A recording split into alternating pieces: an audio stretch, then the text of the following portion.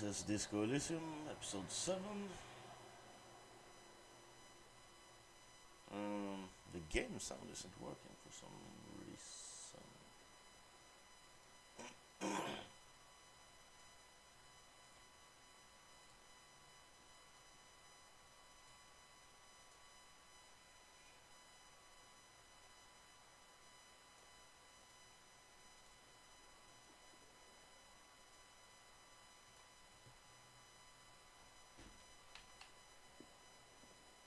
There isn't really any game sound. Okay, that makes more sense. The bed is still cold from the broken window, and not too inviting. But it's yours. You've earned it. Go to sleep. The bed is still cold from the wind blowing in from the broken window. The mattress creaks as you close your eyes and try your hardest to fall asleep. Here we are again, my broken bud. The waves are coming, carrying you away. But you can't go. No, you have to stay. Always half aware of yourself. You're not cooperating, brother man. Why? It's your disgusting body.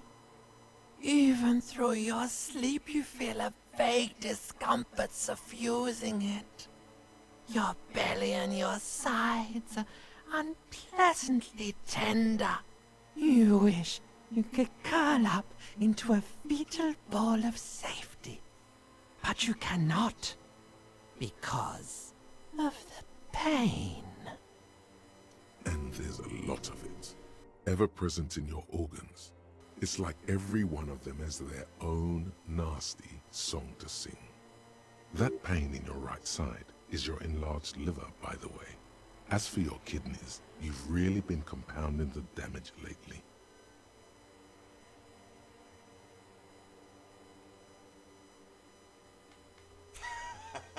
I am an artist, and liver damage is my art. Oh yeah, baby. Frame your suffering as a masterpiece. Only one problem. No one's watching. It's boring, buddy. Boring as death. You're just stuck here, in the half-world. Could try looking at other people. Really looking. But why would you want to start doing that? Just get me out of here then. Back to the other place. Oh, baby boy, you're already in the other place. There's no nourishment for you tonight. Maybe tomorrow. Maybe if you, took a lot of drugs before you go to sleep, that'd do the trick. Maybe if you cracked the damn thing, then you'd feel satisfied and tired, holding the picture puzzle in your hands, complete. Maybe if you weren't so hard on yourself. What do you think you're doing right now? Coming to some greater awareness? Look at all these lights, blinking in and out of existence. Thoughts! You're just pretending that you're asleep, even to yourself, while the world goes on without you. Let it. Let it. But it never seems to let you go, does it? Time to rise and wipe that shining sweat off as best you can. Gather your bearings. Rock and roll. Open your eyes.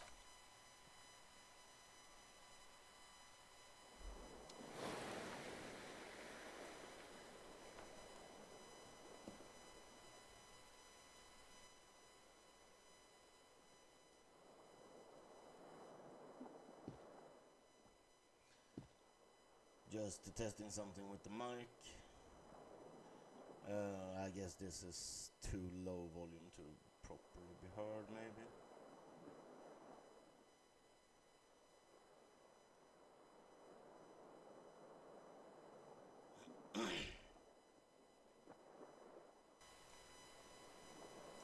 Yeah, I'll fiddle around with that later.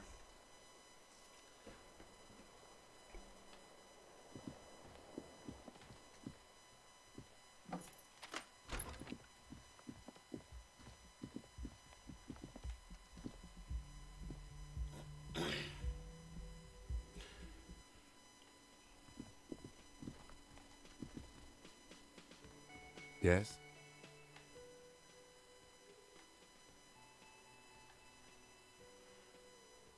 Tell me about the case. What do you want to know?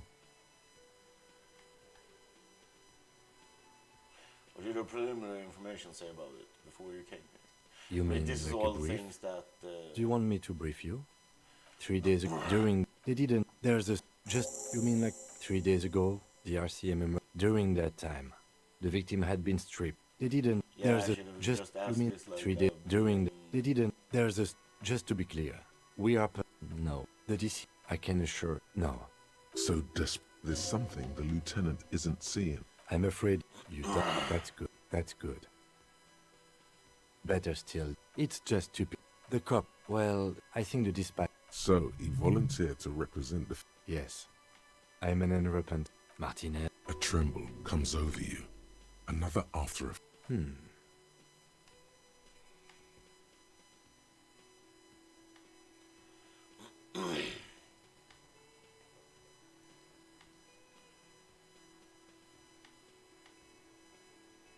The silence carries. Yes, it's a wholly pointless matter. Forget I ever mentioned it. Why did the 41st send me? Because you're the best qualified.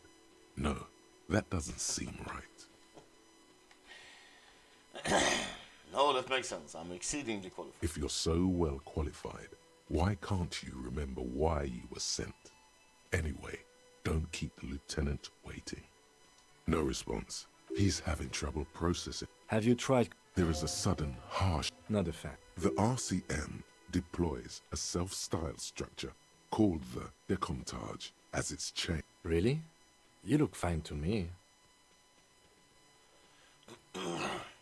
This psycho... Clearly, he prefers... Focus on not... Your heart beats twice like a... The lieutenant... Excuse me. This habit of dispensing wisdom has been brought to his attention before. A moment passes. The lieutenant glances at the Yeah, sports because all watch that is on like his wrist. information that I've gotten throughout my investigation, and I should have talked to him like a million years ago. Oh well, okay. Me? Yes, you. I don't see how my life is pertinent to the investigation.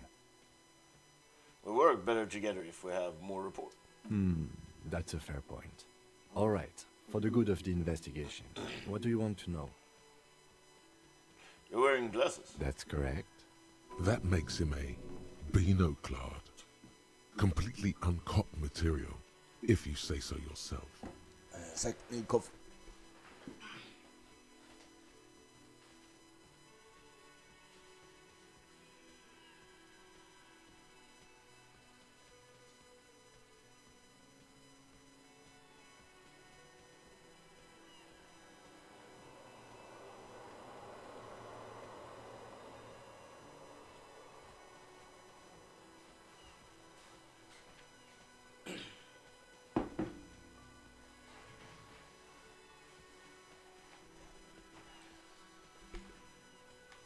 I'm not gonna call him a bino. Glasses are cool, indeed. Are they? They are mostly just cumbersome. You could use a good, normal pair yourself. You don't look like other people around here. That's because I'm half Seolite, or quarter. My father's father was from Seoul. So was my grandmother, but from my mother's side. It's not an interesting topic. What is your... It's a part of the world, officer. A geopolitical entity, and a geographic division. I told you it wouldn't be interesting. Seoul is a protectionist, isolationist, pan-Isolari state west of the Insulindian Isola. Actually, it's quite interesting. Some would even say mysterious. You're only making it sound uninteresting. I still want to know more about Seoul. You're barking at the wrong tree. I don't speak a word of Seolite. I've never met either one of my grandparents, and I've never been to Seoul. I'm a regular Revacholière. He seems almost proud of these things. A point of pride to him. Tell me a secret about yourself. No. The lieutenant narrows a single eyebrow. Oh, okay. The lieutenant nods. Do you ever talk with yourself? What do you mean? Do you ever, when you're thinking, do you ever have conversations with, like, your brain? I have no idea what you're talking about. The lieutenant's conceptualization skills must be rather rudimentary. The lieutenant is a police officer of the old school. His concerns are material and extrinsic. But this isn't an old school case.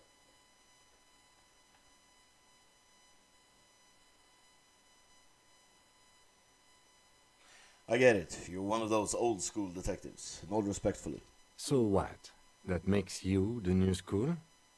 God spare us. For real detective work, nothing beats a good notebook by your side.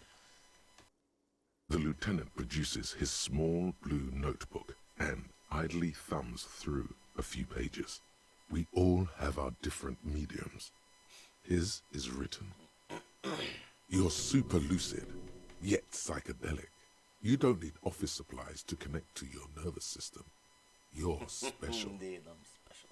As of now. Good. Let's change the subject. You seem to be following. Excuse me? Nothing, just an observation. You have a distinctive way of walking.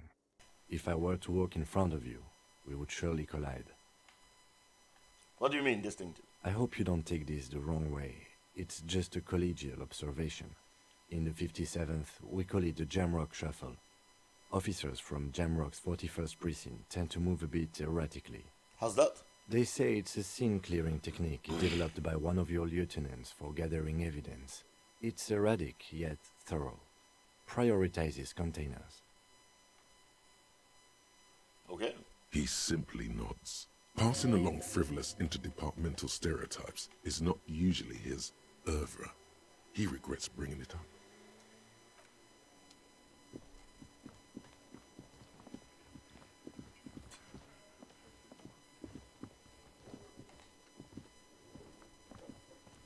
You look like shit.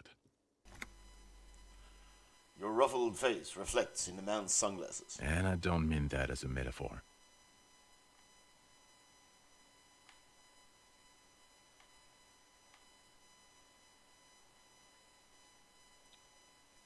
Looks don't matter. It's what's on the inside that does. Yeah, I know. That's what I'm going by here. Oh, come on, Jean. It looks like it's been a rough week on him. Fucking feds. It's not just this way. There's something about this guy that matches with a face in your head. A similar but different face. There's something strange about this guy. Figure it out. You know what it is. It's like the two of you know each other. Just ask him. Tell me the truth. Do you know me from somewhere? Oh, I definitely know you from somewhere. Another life. From where? From another life? Yes, from another life. A different life. Maybe the life of a police officer belonging to the ranks of the... He pauses. To what station do you think you would belong in this alternate and totally fictional reality? 41st. Okay. That's plausible. That's entirely plausible. Now we're really getting somewhere. He gives you a long, meaningful look in ads. Somewhere good. Let's talk more about the hypothetical Station 41 you mentioned. Okay.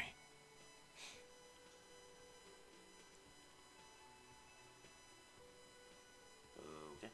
Oh, the hypothetical 41. Yeah, let's fantasize about that. He blinks aggressively. I'm not busy. You're not busy. Let's just play around. So what would our relationship be in this alternative universe? Let's be crazy. Let's say you and I are partners. How's that for a thought experiment?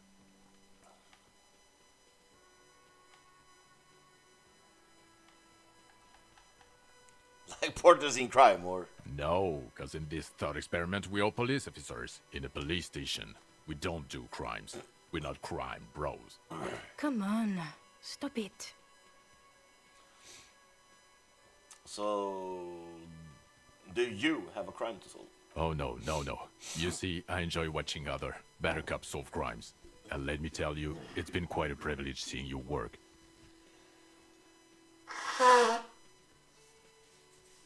Excuse me. This isn't helping. She says, shaking her head and looking at the man with the glasses disapprovingly. Who else is in our imaginary police station? You're not going to believe this, but police officers. Yes, sir. Solving crimes, locking up bad guys, and get this, and not getting that drink on at 2 o'clock. Just some regular boring motherfuckers in suits and uniforms. Nothing spectacularly extravagant like you, the far-out son of Lung. Who is the far-out son of Lung? Oh, it's you, you eccentric genius. I mean, with your unorthodox approach to police work, it has to be you. Want to tell me more about him or her? Not even a little bit. It's an urban myth about an officer who is so far undercover he can't remember who he is. As I said, just an urban myth. You are not the son of Lang. Okay, yes, you get the joke. Leave it at that. I can't imagine it anymore. Neither can I, partner. Neither can I. His grey eyes suddenly flash above the glass frame. They feel sad. Kim, who is this guy? I'm not getting involved in this. It's not my style, he thinks, glancing at the man in sunglasses and the woman beside him. Oh boy, they're mad at him. No wonder. He just doesn't recognize them. Got some questions for you. I'm a cop. About what? You don't look like a cop. You know what you look like?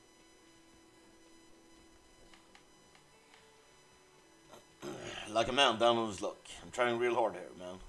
Oh, well, go solve your case then. That would count as trying hard. Now will you answer some questions for me? No, Why not? 'cause it's not my job. Why don't you go and fucking do yours and solve this damn hanging? Let's talk about something else. Or, we could go back to doing our jobs. This was stupid. Watch out for yourself, loser. What a nice fucking guy. Okay, the man with the sunglasses and his hypothetical Station 41. Weird, right? I guess it was kind of weird, yes. There's something missing here. Something you can't put our finger on. You know what? Just ask him. I know it sounds crazy, and you'll probably get laughed at. But still, It's impossible. I don't want to waste my time. of course, yes, it's preposterous.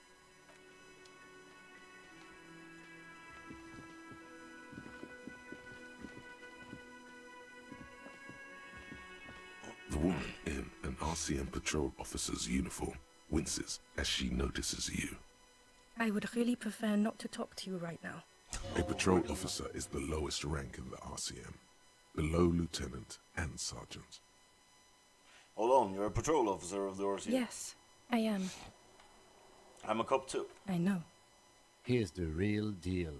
It's hard to tell whether he's sarcastic or sincere, but if you had to guess, you would say the lieutenant is being sarcastic. I'm on a murder investigation. Are you the cavalry? I'm definitely not the cavalry. Okay then. Is everything alright? Why don't you want to talk to me? I don't know. I mean, why would I want to talk to you? Have I wronged you? I've done that to a lot of people. No, you haven't wronged me. It's okay. She shakes her head and breathes out. Okay, fine. Let's talk. What did you want? What does one talk about with a fellow officer? So what precinct are you from? What precinct? Am I from? God, he doesn't know. Fucking deranged lunatic. A sunglass wearing man pushes through his teeth. You're getting an intellectually unsatisfying vibe from this conversation. Maybe you're doing something wrong. Look, something is really bugging me. Are we or are we not from the same police station? God damn it, you leave her alone. Keep your weird bullshit to yourself and be professional for once, for fuck's sake. Can I actually help you with something? She looks at you apologetic. I mean, why is that guy giving me lip if he's just a fucking patrol guy and I'm a detective? Like, Yes, of course. Preposterous. I mean, you would remember if they were, right? Who forgets their squad mates? okay, That's good. not.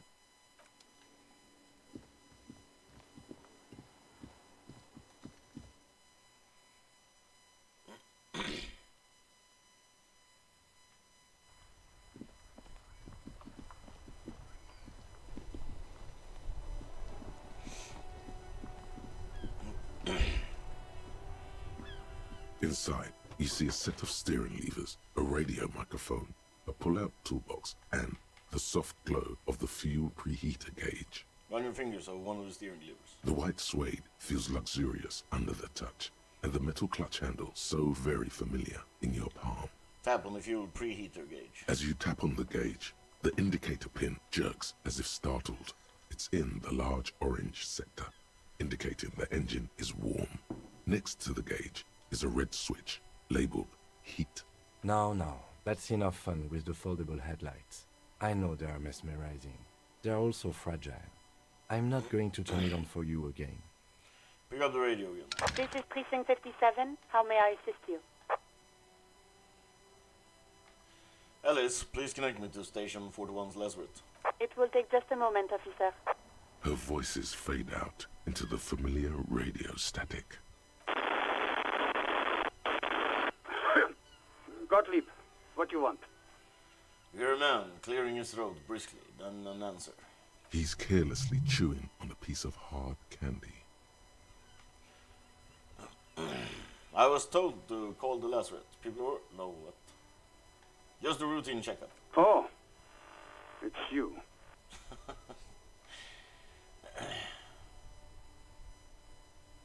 I couldn't reach up and grab a tire from a spinning fan without unbearable pain shooting through my arm. Hard to tell exactly what it was over the phone. Could be a combination of peripheral neuralgia and high blood pressure. Could be that you were having a heart attack. Or, actually, it could be both, given your profile. So what do I do? Cut down on the drinking, pal. In fact, cut off the drinking. The drugs, too. Anything else? Oh, but speed. Sweet speed. It goes so well with alcohol, too. Abstinence could have immediate positive effects on your health. I think I've developed extreme photosensitivity. That's because you're hungover. Even the radio waves coming from your direction smell like liquor. Do you feel like your eyes are twitching too? Yes. That's the tiny vessels pulsating from high blood pressure, stupid officer. You might be sustaining permanent damage to your vision as we speak. Not much I can do about it. I'm not an eye doctor. But what kind of doctor are you then? The busy kind. It's not life-threatening, just annoying for you. I've got more important things to do here. You know who I am? Yes, there's no end to the misfortunes fate has seen fit to rain upon me. I'm sorry I've been such a bother to you. Oh, spare me the sad, drunken blubbering and get on with it. What's your complaint? I think I've had a heart attack. And you survived it. Congratulations. Are you mobile? Sort of, but by God does it burn in your chest. Yes. Even better. Anything else? I wouldn't worry about that. Officers your age have coronary trouble all the time. Also, death is a natural part of life. I've lost my memory. All of it. With all the damage you've been dealing yourself with drugs and alcohol, I'm not surprised. You're not surprised? Okay, anything else? What else? I'm not a brain doctor. Look on the bright side. You've got a whole new life now. Use it wisely. It's hard to say if he doesn't believe you or doesn't care. Isn't there anything you can do for me? What? You want me to do blood work for you again? Tell you just how bad things really are across the board? You want another rundown of everything collapsing inside your body? Yes, I want the truth. You want the real, honest-to-God truth? Stop drinking, eat magnesium and vitamin D. Our station is not a retirement home. We don't have the funds to deal with rock stars past their prime. The money is probably going to some old, oily... And no, I don't want to hear a political commentary on the topic. In fact, I got work to do. Some idiot has glued his eyelids shut with cyanoacrylate. It looks like Mectosin. It's not fucking cryoacrylate. It's super glue, Doc. Cyanoacrylate is superglue. I guess that's it for now. Mm-hmm. The phone clicks. Suddenly you hear the already familiar voice. Anything else I can help you with, officer?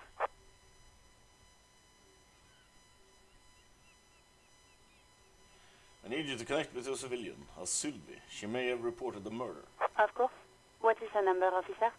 Kim, didn't guard give you Sylvie's number? Yes, hold on.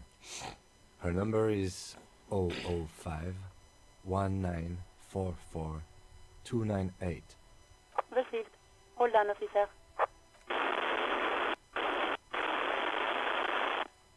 Wait patiently. Lieutenant Kitsuragi slowly begins to tap a little rhythm with his right foot. Quite a lot of time has passed. Officer, I have Sylvie Malaika on the line for you. Yes, hello? A female voice greets you through static. It sounds like she's a million miles away from here. Hello, this is the police calling. I have some questions for you about your last days of work. Oh, right. She recognized your voice Officer, over what the can I speaker. do for you? There is no resentment in her tone. She wants you to ask her out. No question about it. You quit your job at the Whirling. Why? You mean, why did I leave the bar? Honestly, I'm not really comfortable discussing it with you, sir. Why not? Wait, why aren't you comfortable discussing it with me? Let's just say I left because I needed to get away from someone. Get away from who? You know who. You think you hear a sliver of accusation in her words. Don't be paranoid. She's obviously talking about someone else, not you.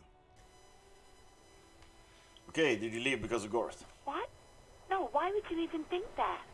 He told me he asked you out. Are you saying it didn't happen? Please, don't bring Gar into this. It's none of your business. I already said I don't want to talk about this. You're messing everything up again. Was it you who called the police? No, not me. But why didn't you call? Didn't the corpse behind your workplace bother you? What? Of course it bothered me. But I thought the union already knew about the corpse. What does the union have to do with anything? No one calls the police. The union would get angry. What do you mean by that? You know, what the union says goes. People listen to them and they take care of their own, which is like everyone here.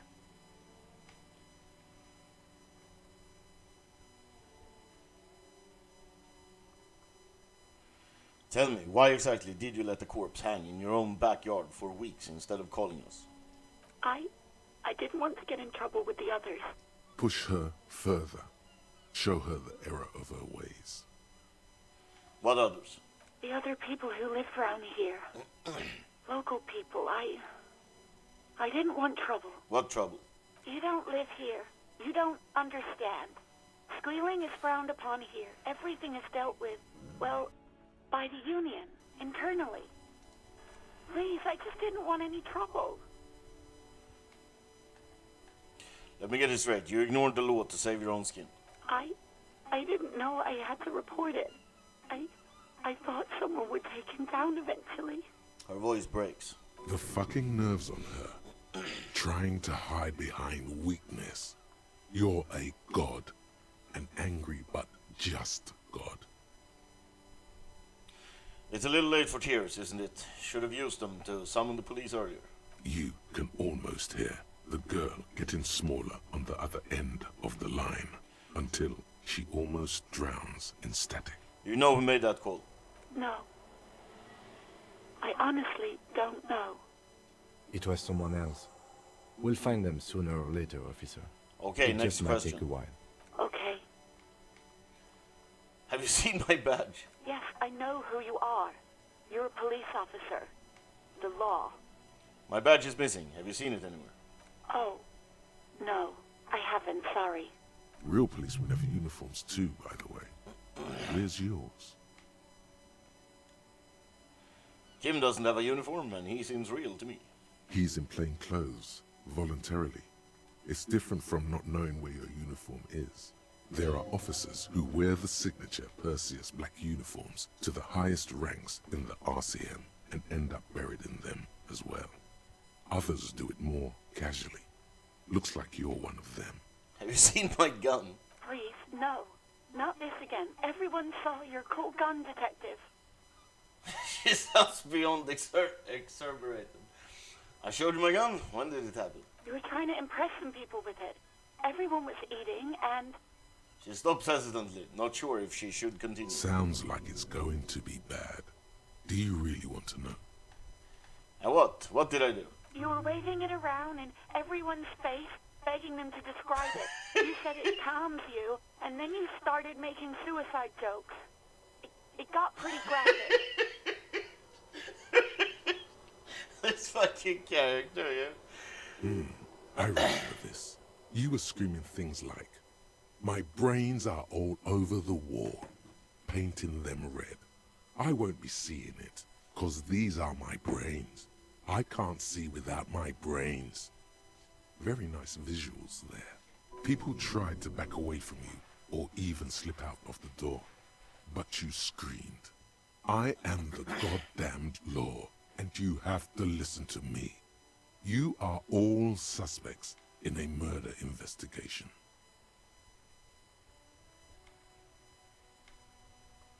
Yes, but what happened to my gun? No idea. All I know is next you were waving around money instead, saying things like, "Big butts cannot lie," and "Guns can't buy money, but money can always buy guns." It almost looked like you pawned it. But believe me, I did not ask. Hey, I found my patrol cloak earlier, but have you seen my policeman uniform? Uniform?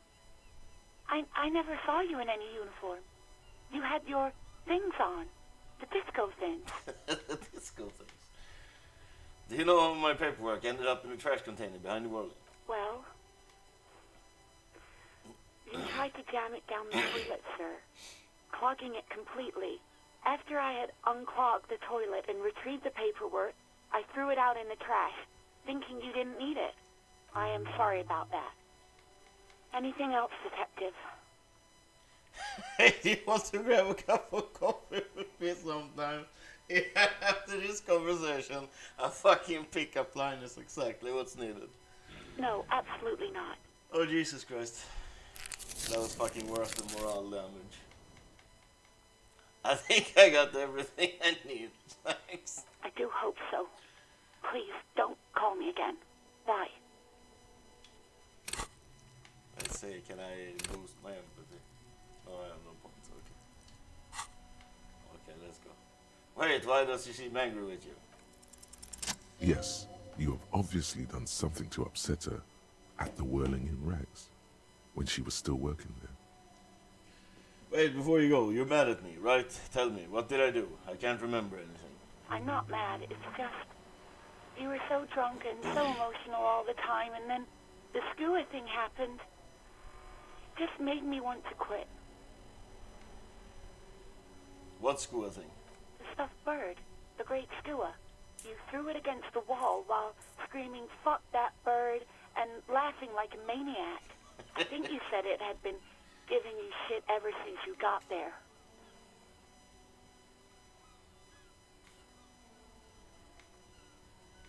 Why do I always end up screwing everything up? It was a pretty bird, there since I started working in whirling. I really liked her. We call her Scotty. So you're telling me that I was the one who made you want to quit? Yes, obviously. You were the worst client I've ever seen. And I have seen so many assholes in this place. I've had sailors fighting, union guys grabbing my ass, kids stealing booze. Once a guy was glued to the karaoke machine every night for 2 months. But you, Go on, I want to know what I did. well, you were worse than all of them. Honestly, you were getting borderline aggressive. Even about little things like not turning down the volume at 3 a.m. I even liked one of those songs you kept listening to on repeat. No more. I hate it now. Hold on, which one? We Go On by the O.O. I can't listen to it anymore. You've turned it into a parody. Sorry about the song. To hell with that song. Then there was your room. Your project. An experiment to see how bad it can get in there. I tried to send the cleaner, but you wouldn't let me. Threatened to make me understand. I had no idea what you meant, and I don't want to know. And then she screams something about how you're a piece of shit human being and why does anyone even let you work as a policeman? That you'd fire yourself, but you can't even do that. That's it. That's not so bad. And then I had to deal with your toilet. The one you clogged with police documents, causing water damage downstairs in the kitchen. I won't even mention you waving your gun around, harassing customers, threatening to sing karaoke, threatening to kill yourself. Okay, I get it. I wasn't a very good tenant. No, you really weren't. You were simply the worst.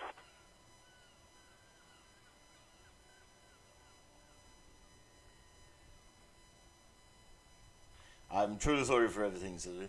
God, I knew I shouldn't have brought it up. Just try not to call me again, and let's pretend it never happened. He did.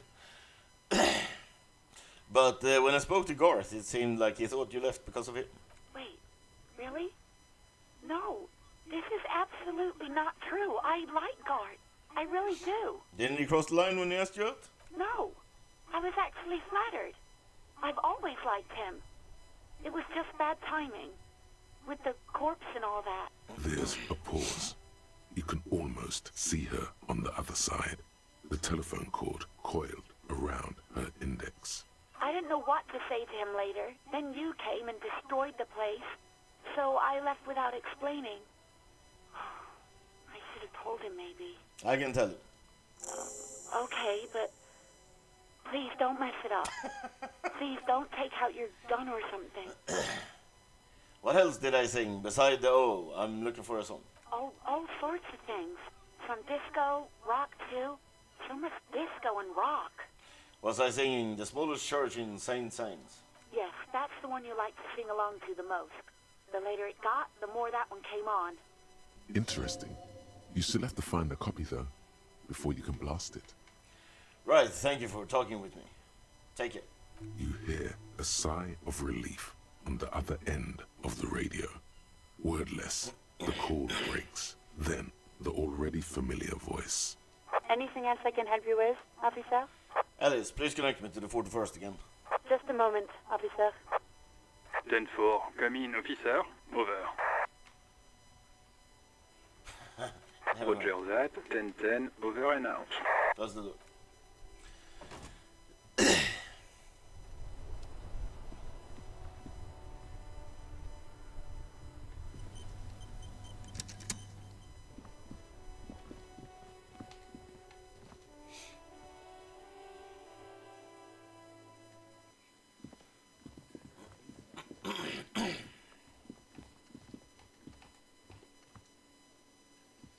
Can I help you?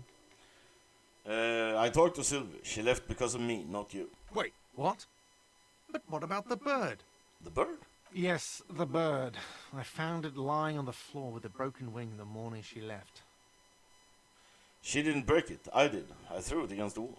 You broke the skewer. His face is flushed with emotions. A rash covers his neck. I assure you it was him. Why on earth did you have to break the skewer? You tell me. I can't believe it. I was so sure it was Sylvie.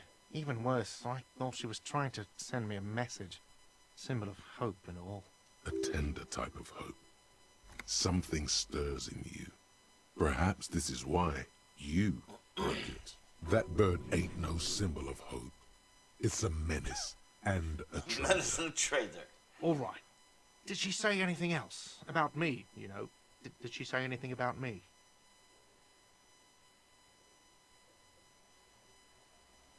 She said she was flattered. It was just bad timing. Really? I should give her a call then. The man doesn't know what to say. He wipes his brow and stares at the counter. Thanks, I guess. Was there anything else you wanted, or...? Goodbye.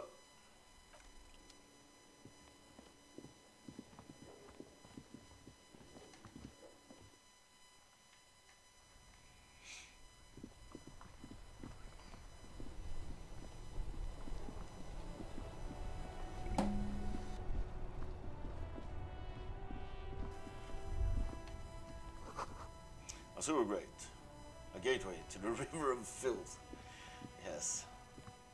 Let's not go visit the river of filth. A rusting control panel with loose wires dangling out from the hole where an Pull the lever indicator light. again. You grab the handle and pull the lever up. As soon as the metal connects against the contact pins, you hear a loud clunk. Then, the water lock starts moving. Fan-fucking-tastic.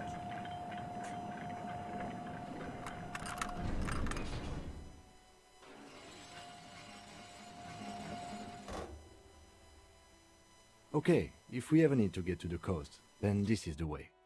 But please, contain your wanderlust for now. I don't want us to get sidetracked, not with everything that's going on. Focus on one thing, achieve it, then the next, he thinks. That's the task chain.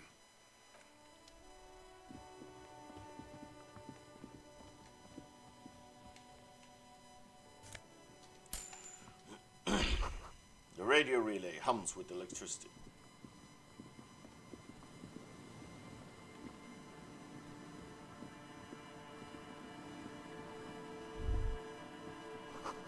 Traffic beyond the gate, more abandoned motor lorries.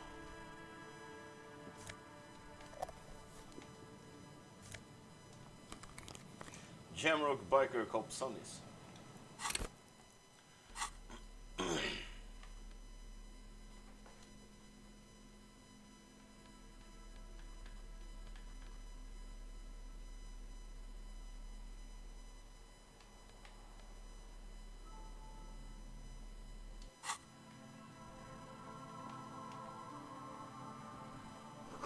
The sign says no entry. Someone scribbled an inverted star on it.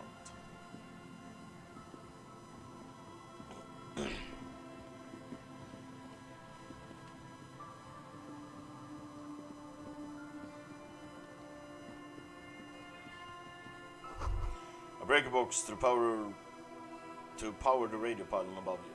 Maybe there's something inside. Ahead, decades-old concrete defenses. Children play on them.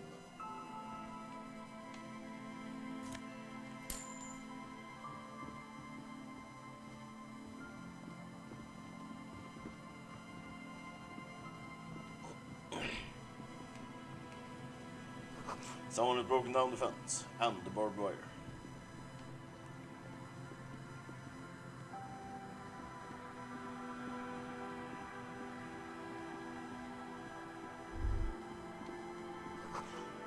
A creaking ahead, a broken axle grinder.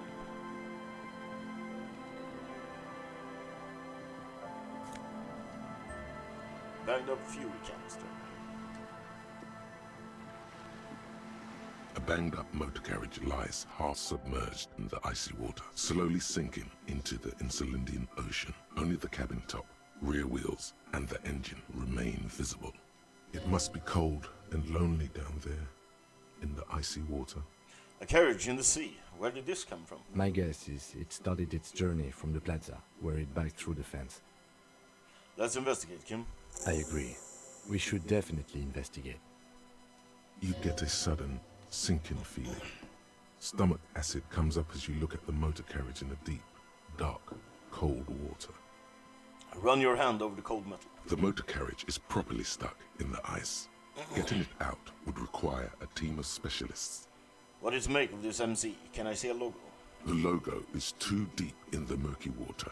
You can't make it out, but you do see a monkfish float by. How long has it been there? The ice hasn't closed around the vehicle yet. My guess is it's been here since last Saturday or Sunday. The estimate is correct. The incident probably occurred on Sunday evening. Very well. Well. Looks like Jacob Erb's journey came to an abrupt end. Your mocking tone finds no response, but the motion of the waves. Yes, rub your chin. Crazy recklessness. Yes. Crazy recklessness. I'd say it has been here since last Saturday or Sunday. What should we do? Let's wait for the low tide and see what's inside. Great idea. Then we can get the things inside. The joyrider must have left something good inside. Guns, papers, maybe a cool jacket. A joyrider jacket. A joyrider jacket. You feel a strange connection to this joyrider. Maybe he's from some kind of joyriders district and likes blue and white racing livery, like a cop would. How long will it take for the low tide to come in? I don't know. An hour or two, tops? Sit on the swing and wait for the tide to recede. As you sit down in the old, rusty playground, the world around you becomes very silent. Nothing but the sound of seagulls high above in the sky, echoing like distant laughter. Ice cracks around the blue motor carriage in the sea. Hold on, it looks very blue. Point to the sunken vehicle. Yes, it does. What's your favorite blue thing? Let me think about it. Whistle a June. Spit flies from your mouth to your moustache, your chest, the ground before you. No sound though. Great success. The lieutenant must think it's rather funny. He smiles and quickly turns away. I would like to see you trying this bloody wind. With his lips puckered, the lieutenant lets out a beautiful melodic trill that puts even the insulindic thrush to shame. You hear the sound echo on the large body of water. Clouds race across the spring sky, and suddenly you just feel better about everything. Okay, that's way better than what you did. The clouds pass in the sky, and the shadow of the swing moves like the hour hand on a timepiece. 30 minutes have passed. Looks like this might take a while. Time to present a good topic for discussion.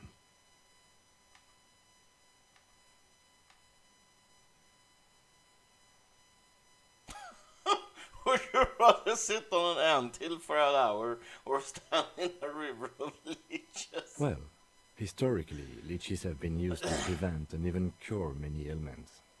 Okay, he's thinking. I can do this. Let's do this. Who'd want to sit on an anthill? There are no therapeutic benefits to, well, napalm ants, for example, are used in some rites of passage rituals. Clouds on the horizon grow darker, and the shadow of the swing set keeps climbing. You hear the distant rumble of the city. 30 minutes pass. If you have to side with either the strikers or the shipping company, who would you choose? Luckily, I am already a member of an independent organization, and therefore do not have to choose between a rock and a hard place.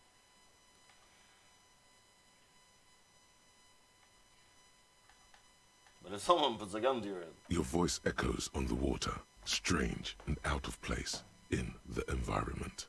30 more minutes pass. Squint your eyes and say, is that a number on the side? Yes, 41. What do you think it stands for? It's as if he knows what it stands for, but wants you to say it. It's pedagogical. Does he know something about the driver of this vehicle?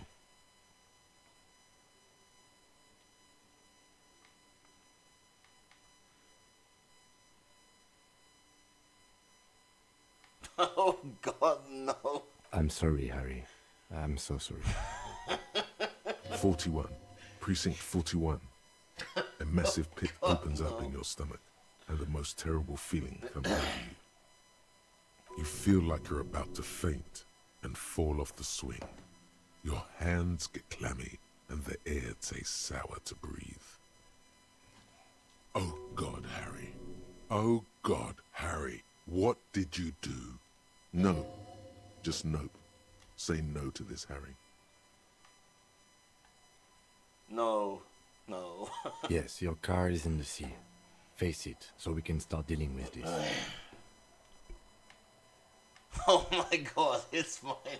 I drove my car into the sea. I'm afraid so, yes. It looks like you drove your police motor carriage into the sea after you jumped across the canal. The badge, the gun, and all this. The lieutenant adjusts his glasses and doesn't say anything. There is also a fourth thing you've lost. I don't want to hear about that. It's lost forever, into the deepest of seas. Maybe I was in pursuit of someone. Of whom? I don't think so. If anything, you were probably drunk. Probably. Try definitely. How do we get it out? Detective, we don't. A rescue operation really isn't viable at this point. So it's just gonna be there like that. I'm afraid it will have to be there like that for many years. Look at it. Parts of it might be salvageable, but overall, this machine is a write-off. I can still fix it. That is very unlikely. All the electrics are toast. That goes for the electromagnetic steering and brake systems as well. You'd be lucky to find one undamaged component in there. In a few months, there will be nothing but rust left of this vehicle. It will be cheaper to buy a new one. Well, not cheaper. This motor carriage costs 40,000 real. But in the long run, it still makes more sense to buy a new machine than try to refurbish this.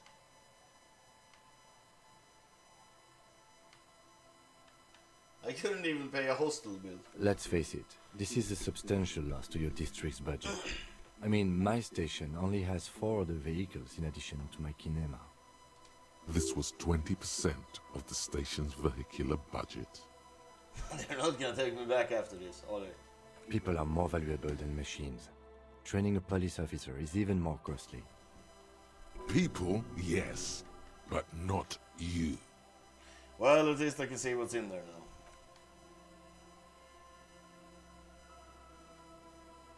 Yes, let's go take a look.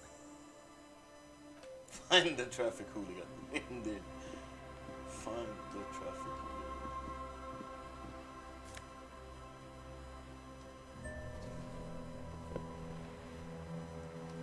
Where's the M badge, eh?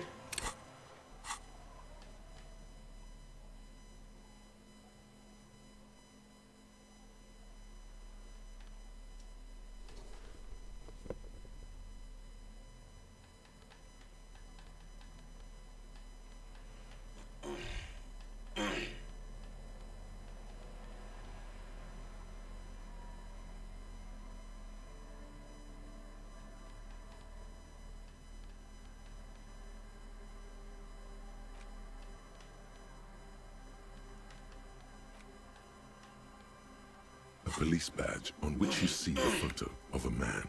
You. Some seaweed is stuck to the back. I found my badge. At least something good came out of all this. The lieutenant glances at the badge in your hand. Study the badge. Encased between 2 durable plastic sheets is a bluish card with lines of information and a watermark in the shape of the street grid of Revachol West. You see a photo, a name, a rank, a document number, the date of issue, and, in the lower right corner, your precinct. Look at the photo. The man keeps winking at you with his green-grey eyes. The photo is old, no doubt about that, but the badge is new. You used an old photo for a new badge. How old? 8, maybe 10 years. The guy in the picture is rather good-looking. He's got a nice haircut and is distinctly lacking in massive sideburns.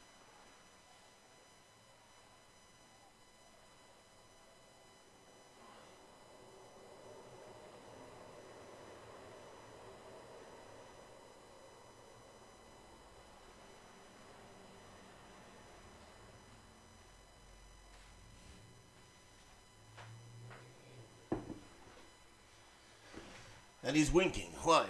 What do you think? His face is already contorted by the expression, although it looks less grotesque on him than it does on you now. It looks better on him because he isn't in as much pain while producing it as you are now. Although there's already a hint of that pain, certainly. Don't be fooled. The bad times have already begun. Wake up the past and tell it to stay awake. The bad times are here to stay.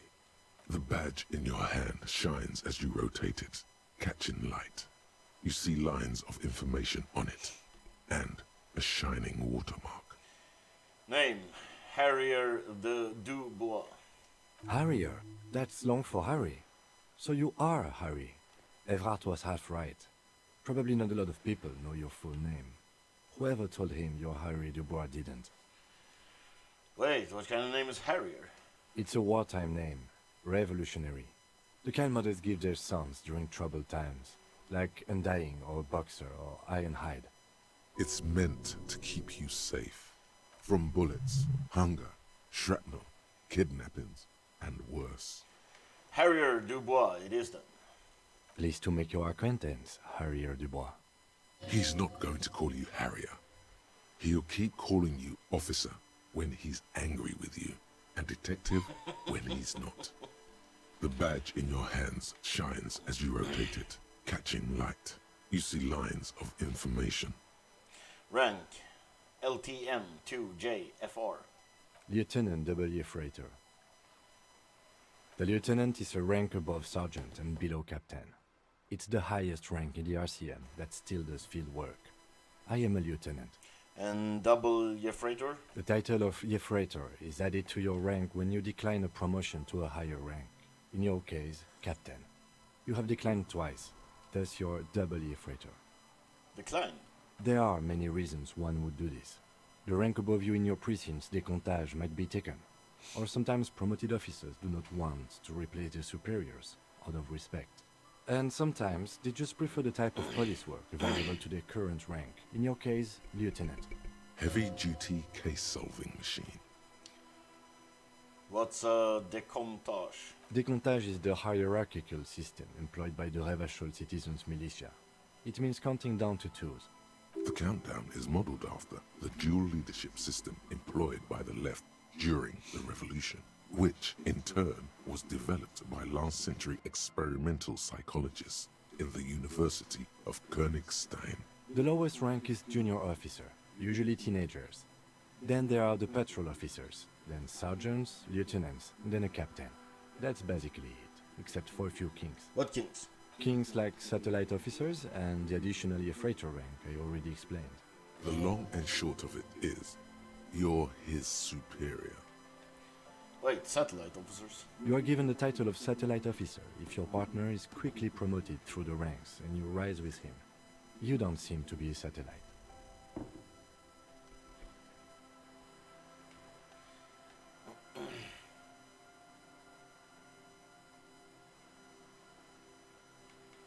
Thank you for explaining all this. Don't mention it. My pleasure.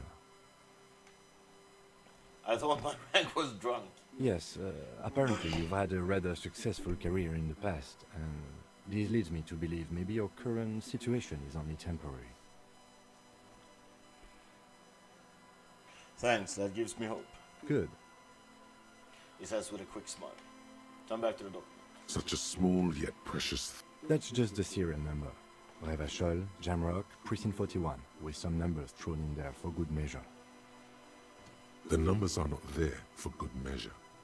They have an administrative purpose, one that's unfortunately been erased from your memory. Day division, 17th of November 50. 4 months ago. I'm guessing that's when you were promoted to the rank of Lieutenant W. Freighter. A new badge usually comes with a new rank. You seem to have been doing well then. The pain in your chest tells you you were working yourself to death to earn that rank. The case created a lot of edge you have to take off. The death march really gets us going. You're pretty sure you weren't doing well, but better? Probably yes. A lot can happen in 4 months, especially in winter. The winters are never easy on you, of that you are sure. Precinct 41. Yes, it's the designation of your precinct. 41, like mine says 57. The 57th is mostly industrial harbor, a lot of asphalt. The 41st is... He stops. What? It's a tough station to work in. You have all of Jamrock to cover. That district should have 3 precincts, but money is what it is. It's no wonder you are like you are, he thinks. But then again, it's a legendary district, and a hell of a station too. It must be an honor and a curse to work with people like Price, McCoy, Berdiaeva. Roberts, Feuerbach, Dimitri. Suddenly, names from your decomptage flash in your forebrain. The badge in your hand shines as you rotate it, catching light. You see lines of information on it. Put the badge away.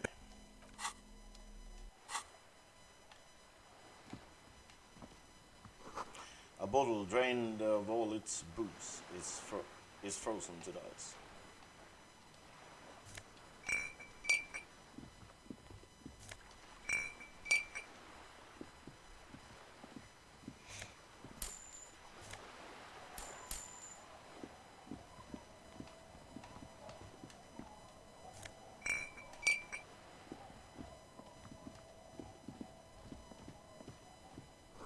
Footprints in the snow. They lead away from the accident.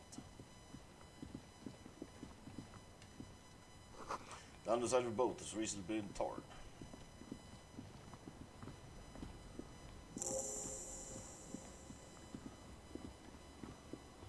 Quick travel.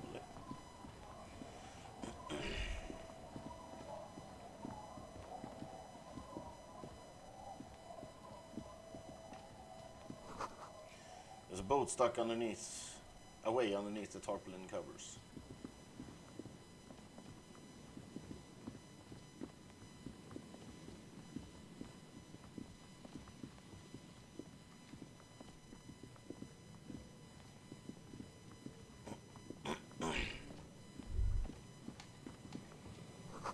The wind is corralled by the 4-story buildings around this yard.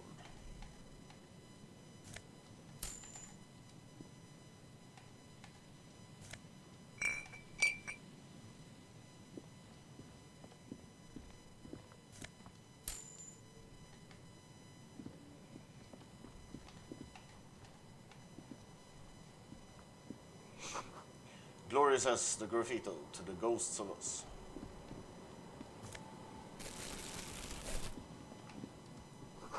Someone has left their music collection beneath the tarpaulin.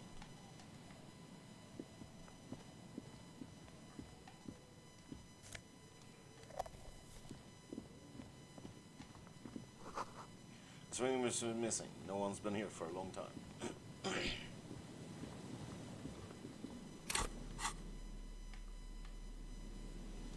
There's no way to listen to the tape without a working tape player or portal-reel at hand. But even just holding the tape makes you feel a little sad. A pawn shop would have a tape player.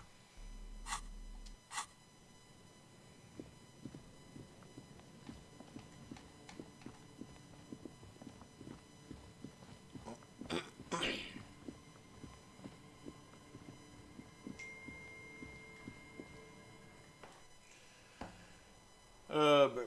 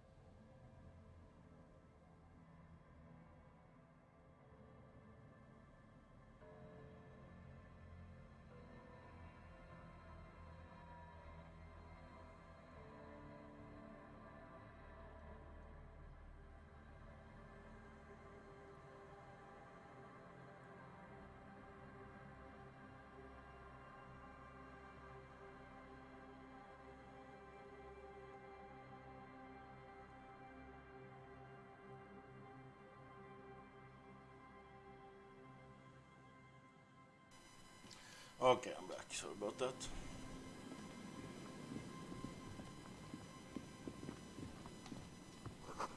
Through the broken glass, dusty shelves, and a forgotten chair.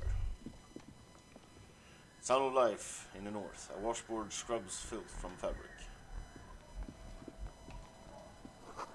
Cinder blocks shard. A makeshift fire pit with magazines for lighting. The worn and beaten wooden planks of the bench do not look overly comforting. We can sit on benches after we've solved the murder. Let's go. You can revisit the bench if you ever need to pass the time when Lieutenant Kitsuragi is gone.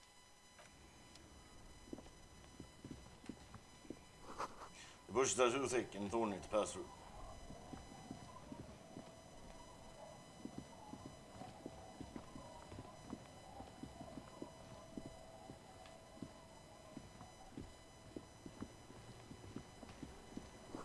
White curtains have been drawn shut, no looking in.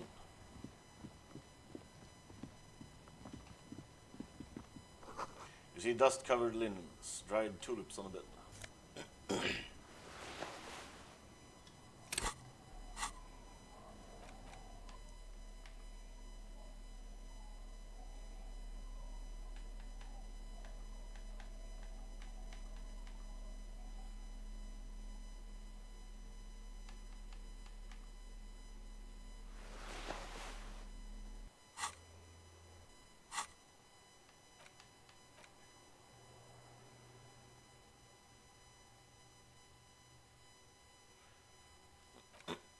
But how does that work when you get...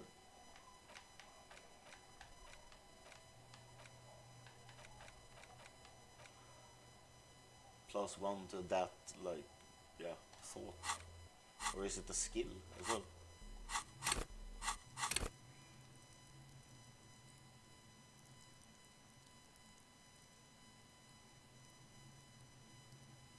Nope. Okay, weird. These are some wonderfully regular pants. Not too tight, not too loose, moderate in every sense. You'll blend right in at some pleasant dinner party. I like regular, normal things. I know you do. These Inter-Isolari pants are like wearing a perfect compromise in your nether regions. No one will call the moral intern on you like this, that's for sure. You're a little more moralist now, buddy.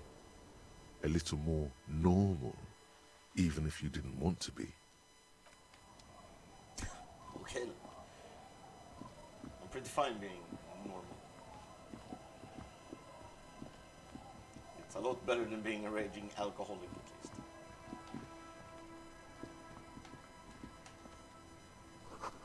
A wedding stone, well worn, covered in rust.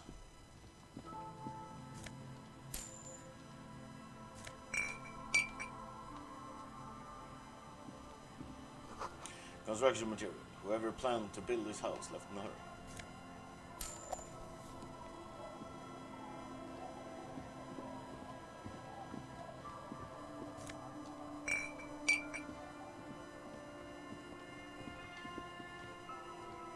Don't you dare to call... Don't call Abigail, eh? Grumbles an unshaven man with a ruddy nose. He narrows his eyes as if in recognition, then turns his head away. Don't you call her? Yeah! Don't call Abigail! I'll call whoever I want. Don't tell me what to do. Abigail! Don't call her! He waves a finger in your general direction. You're not going to get anything out of this guy. He's too drunk. Never thought you'd see such a thing in your life. But this guy's a little too drunk. Tell him about your friends. Point to others. Don't you fucking call her! Hear me! Abigail? He whimpers in the end. Who are you? What's your name? Don't call her Abigail! Where am I? What is this place? The man hiccups, then mumbles something unintelligible. Hey, I'm on an important official investigation. I demand you answer my question. There's no use in yelling at drunks. He's barely holding it together. The drunk man starts coughing, a really disgusting, hacking cough. He does not sound well at all. Why shouldn't I call Abigail? He snorts, and beckons you to lean in. Don't closer. lean in. He waves his hand as if shooing you away, all the while murmuring something indecipherable. Don't call. Slowly, his head nods off to the side and he passes out, tongue dangling from his mouth. There was little chance he'd be a reliable witness anyway.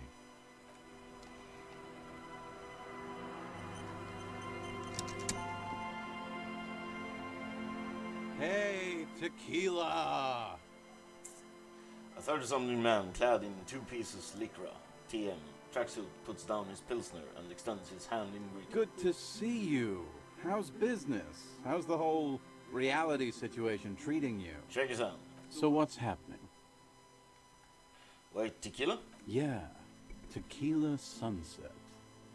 How are the, high-concept, reality-based adventures proceeding? He says it like it's obviously your name. Like you call someone Billy Brunel or leader of the 4th Street Gang. Good. These people know your true name. Looks like it has preceded you, Mr. Sunset. More on that later.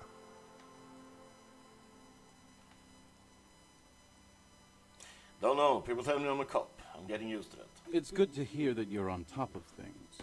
Talking about used to, did you know that I used to be a real mover and shaker?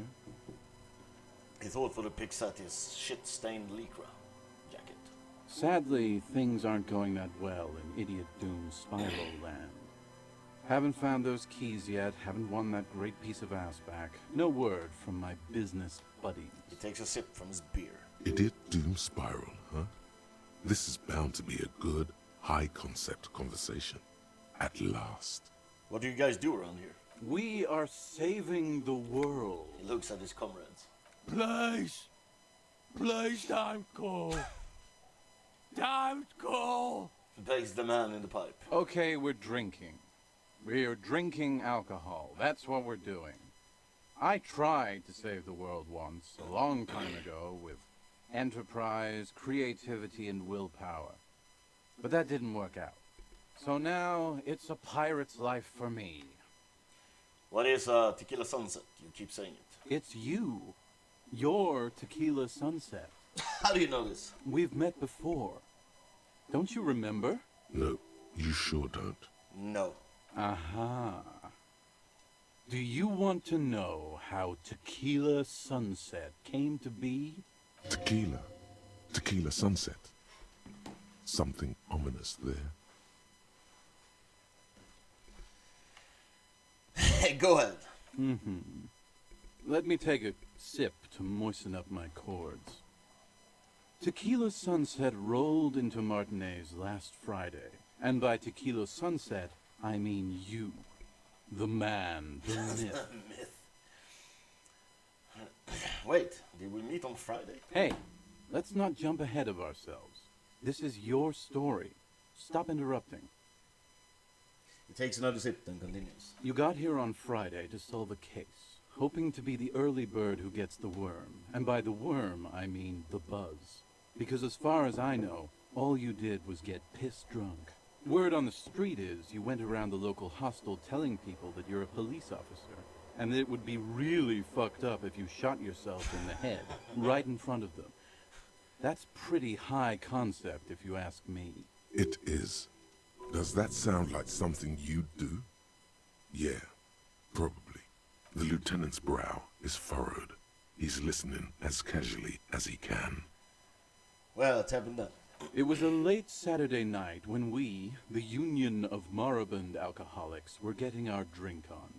Nothing remarkable about this. We get our drink on 24/7. Makes everything warm and glowy. I trust you know the feeling. One moment we hear the sound of a motor carriage revving up somewhere on the plaza, followed by a series of dings and bangs. Naturally, loud noises pique the interest of anybody owning a pair of ears. That's just the reality we're in. Naturally. Anyway, there was a brief silence. A gasp of silence, if you will. Followed by a real commotion. We heard the carriage careening towards the coast at top speed. Sounded like someone jumped the canal. We grabbed our brewskis and rushed to the jetty. Never underestimate the speed of an alcoholic. What we saw was a sight to behold. A beat-up police carriage containing you. Right there on the beach. You revved the engine and screamed at the top of your lungs, "The time hath come!" So, naturally, being the curious cat I am, I asked what time hath come. To which you replied, "The time hath come for tequila sunset, the end of all things." Oh God, what happened next? Your reality contracted. You jammed the pedal, plowed right off the jetty, and through the ice. Your hands cramp on the steering levers. We ran towards the ice, whilst you crawled your way out, miraculously unhurt, covered in seaweed and shit. Like some kind of sea monster. When we finally got there, you were sitting on the beach crying. You said that your badge and uniform were in the car. It was too late to get in there, though. The carriage had sunk too deep. Recognizing a brother in need, we offered our condolences and invited you to party with us, which you naturally agreed to. We asked about the whole tequila sunset thing, and you told us it was your name now, and insisted that we all call you that from then on. My real name is Harry. No, that's just what your mother called you. Your real name is Tequila Sunset. Just embrace it, brother. How long did we party for? Hours. It was an all-night drink-a-thon. Then, at some point, I think it was Sunday morning, you got belligerent and wanted to talk about Revacholian women. How they're beautiful and also whores and so on. How one of them fucked you real bad. After a short while, you crossed the event horizon, looked sullen, got up, and left without saying anything. Wow, that's quite a story. Yeah, I bet Tequila's a fucking legend around the precinct. You must be proud to work with him. If you only knew. Did I tell you anything specific about that person that fucked me? You were pretty vague about it. But you kept saying you got fucked real hard, and that we've all been fucked too.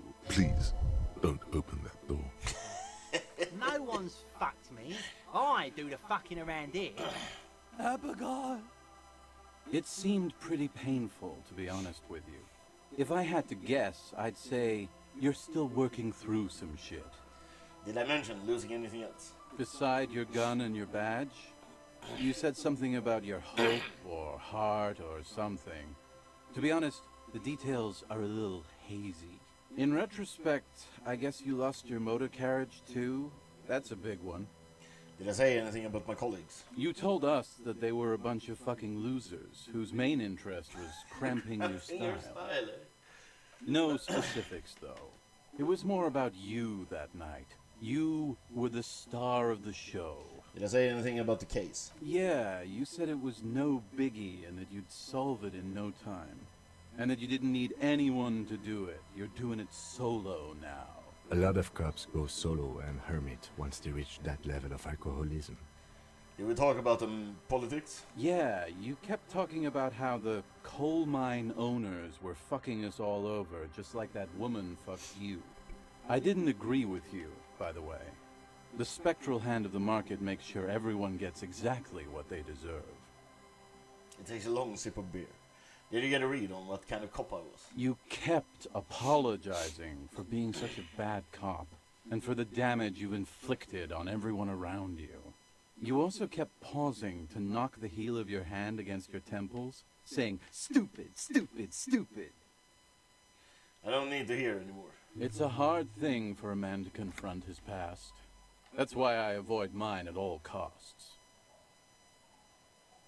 You seem like you're characterized by your storytelling ability. Wanna tell me another one sometime? Whoop-de-doo. So now I'm a fucking storyteller. Right, why not? Better than a beach bum. Yes, wanna tell me how you became Idiot Doom Spiral? It depends, really. Are you willing to help me out? The gleam in his eyes and the slouch in his posture is so incredibly familiar. What do you need? Booze. Did you already forget our party? The thing I relayed to you earlier. So, have you got anything for good old idiot Doom Spiral? A bottle for a story. Seems fair to me. I don't have any on me right now. Then I will see you again once you've procured some. Par exemple, my good friend Rosemary here sells all kinds of stuff. All kinds, sir. Beer and wine. Is he? You too, Tequila Sunset. Good to see you, friend. Do I have deals set up for you, buddy boy? I'm a police officer, not your friend. So what do you want? I got smokes. They're cheap. Very cheap. I got Pilsner. Great deal. You won't get a better deal on that piss. Spirits I can let go for 300 real. I also have speed. And by speed, I mean amphetamine. Amphetamine? Aye.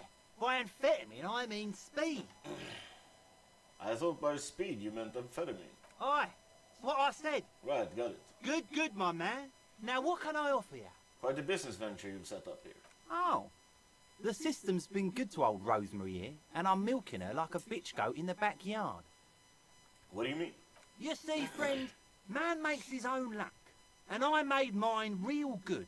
Got my hands on 3 bottles of liquor exquise, sold 2 to the fellows around here, and immediately invested the profit. Bought cigarettes, bought beer, even bought a bit of speed. And look at me now. I've got everyone on my hook. He spreads his arms and smiles a crooked, toothless smile. The hook. Where is it? I can't see it.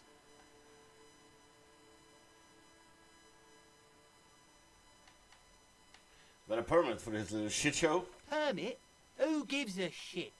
You want to buy something? Grease the wheels, buddy boy. Why does the bottle of spirits cost 300 real? See, friend, it's real valuable. Worth every real, if you catch my drift. Got it from a bit of a business venture.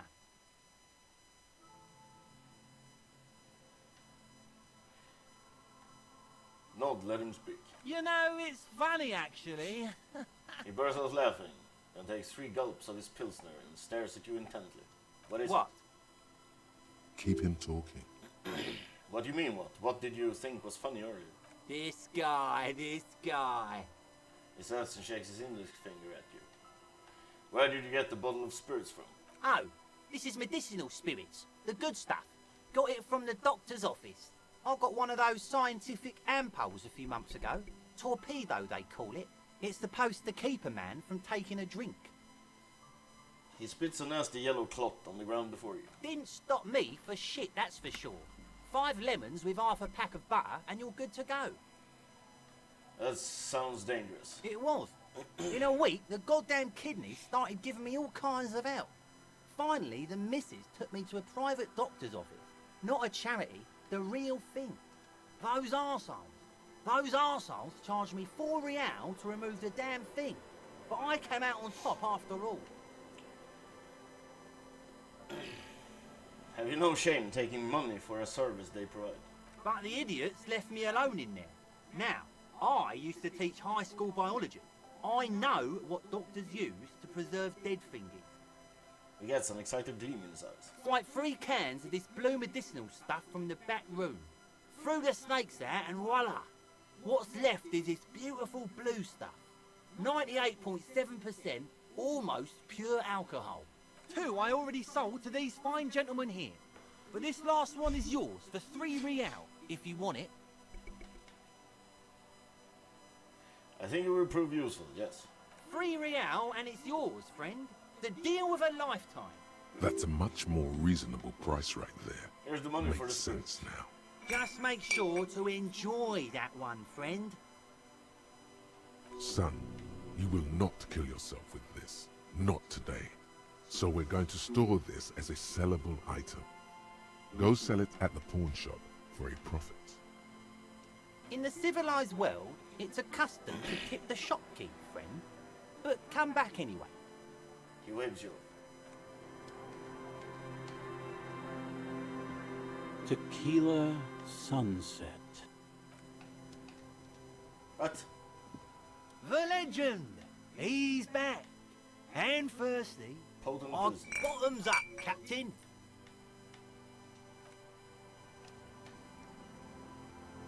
Tequila I brought some booze. Sunset. Will you tell me about your name now? Of course. Drink first, story later. Here, I've got a potent pilsner. Give it. Not much, but it will do. He grabs the bottle from your hand and uncorks it immediately. Hey, Spiral Boy, you gonna share that? One of the other bums interjects. Gurgles near comatose man. Shut up, guys. I'm telling a story here. Something happened to you. Something happened to me, too. My actual name is George.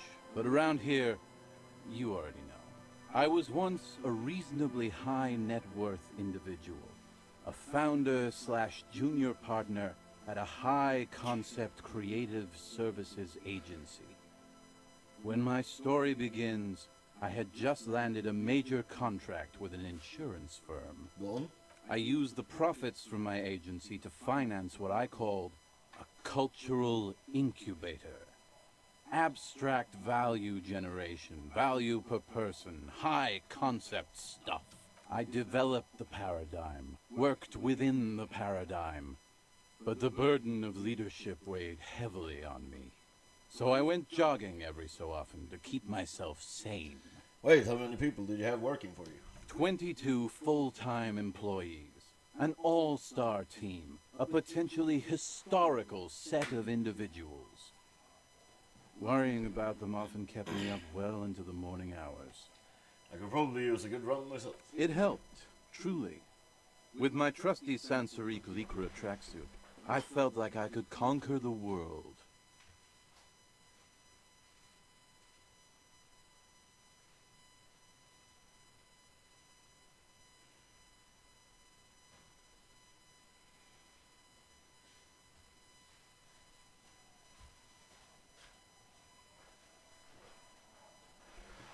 But now dreams are worn thin, much like my tracksuit.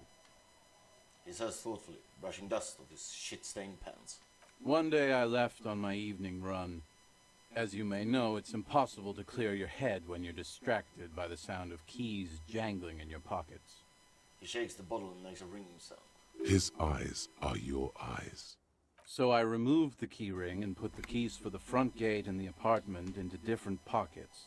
To stop the jangling, you see. At least, that was the plan. I was halfway done with my usual lap when it started to rain. The reality situation became very wet, very quickly. Go on. I made my way back home and discovered that I didn't have the key to the front gate. I'd mixed it up with the key to the letterbox, which was useless. Naturally, the situation required me to climb over the gate, which I did. There was no climbing down because I slipped and landed on my ass. Say nothing. Reality was looking rather grim just then. Me lying on my ass in a mud pit in the middle of a heavy shower. But when life knocked me down, I always got up. So I made my way across the yard.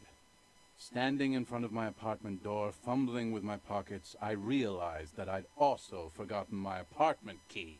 Okay, so what happened next? I rang my neighbor's buzzers. It was late, and most of them didn't even answer. Those who did assumed I was trying to sell them something and hung up before I could even explain the situation. People are naturally wary of ad men, you see. One moment someone chats you up, 5 minutes later you've bought a box of edible lingerie and a strap-on. Oh, really? I don't begrudge them, especially since I was known to be one of the best. He pauses meaningfully. Just then, I experienced a moment of clarity. I still had the key to my office. I could wait out the storm there.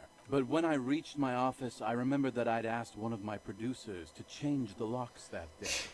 And since I hired only the best, he'd already done it, and I couldn't get in. Anyway, long story short, life spiraled out of control. I haven't gotten into my apartment for years, and my girlfriend left me because she didn't want to date a homeless man. The company, I'm so surprised. well, you see where I'm going with this. So, now you've heard my tragic tale. What do you think? Like nothing you've ever heard, huh?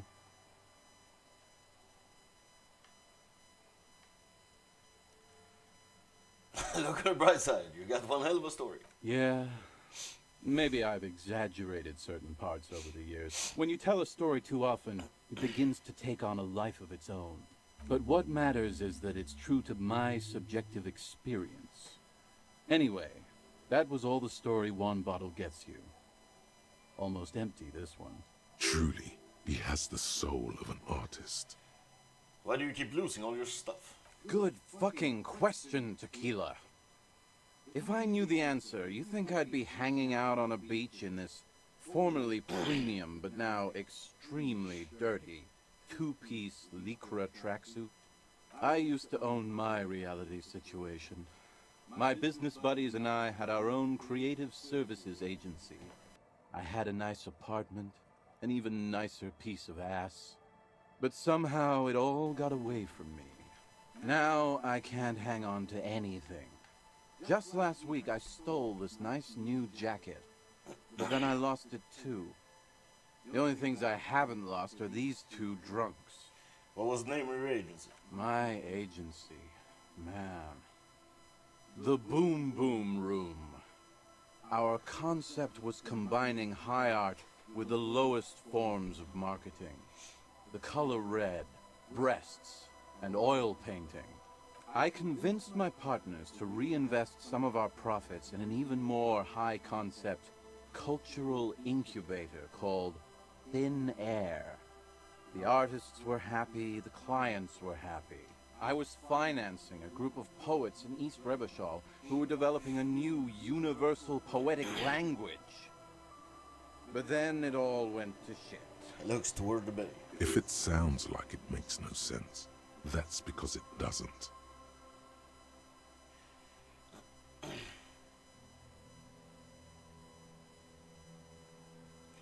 Mixing oil painting and breasts to make ads isn't high art, it's just cynical wankery. Well, you know, sex sells. That's the first rule of advertising. Maybe, but it's still tired. Maybe you're right. Who knows?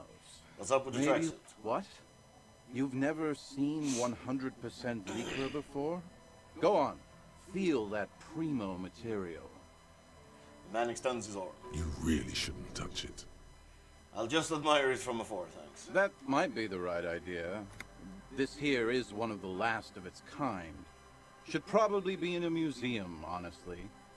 Can't get it anymore. It was too primo, even for Grodd. By primo, he means possibly carcinogenic.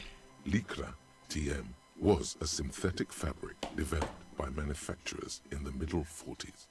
Notable mainly for the swishy sound it makes as the wearer passes by. It's also known to become extremely itchy if not properly cared for. Wow, you're lucky. He never lets me feel it. That's because your paws are fucking filthy, Rosemary. We're right next to the bay. You could wash them any time. What about the other drunks? My fellow members of the Union of Moribund Alcoholics? They're exactly what they look like. Hey, Tequila! You want to buy some speed? Oh, it's okay. Shut the fuck up, Rosemary. He's a cop, remember? I thought he was a cool cop. A gurgling sound comes from the direction of the non-responsive man. And yeah, you're already acquainted with abs. So yeah, that's basically us. We drink together. What's this about the lost jacket? Tequila, it's a verifiable tragedy. It was practically brand new. Sure, it didn't really go with my lycra threads, but it did itch a lot less. Say, you're a detective, right? Maybe you can help old Doom Spiral out. Solve the case of the missing jacket. What do you say, Tequila? Okay, sure. Where'd you lose it? If I knew where I lost it, don't you think I'd have it? I mean, maybe I was up by the boardwalk, or walking along the beach, or checking out the abandoned fish market. There's a lot of places. Somewhere north of here, that's for sure. You could ask around, see if anyone's seen it. Let me ask you something else. I'm all ears, Tequila. Have you got any more stories? I do. But as you can see, my fuel tank is running quite low. If you catch my drift. Yes, I already gave you some. I don't want to keep doing that. then I can't keep on telling the stories.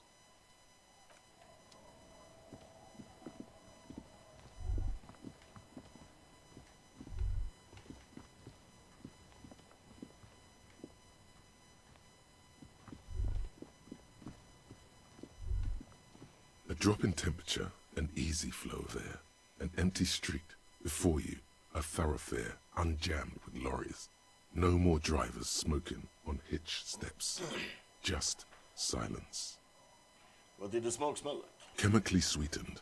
Across the road, a forgotten bus stop. Corrosion has opened a hole in its roof. An elm tree watches over the building. Its branches are dripping with rain and snow. The road is smooth and motley.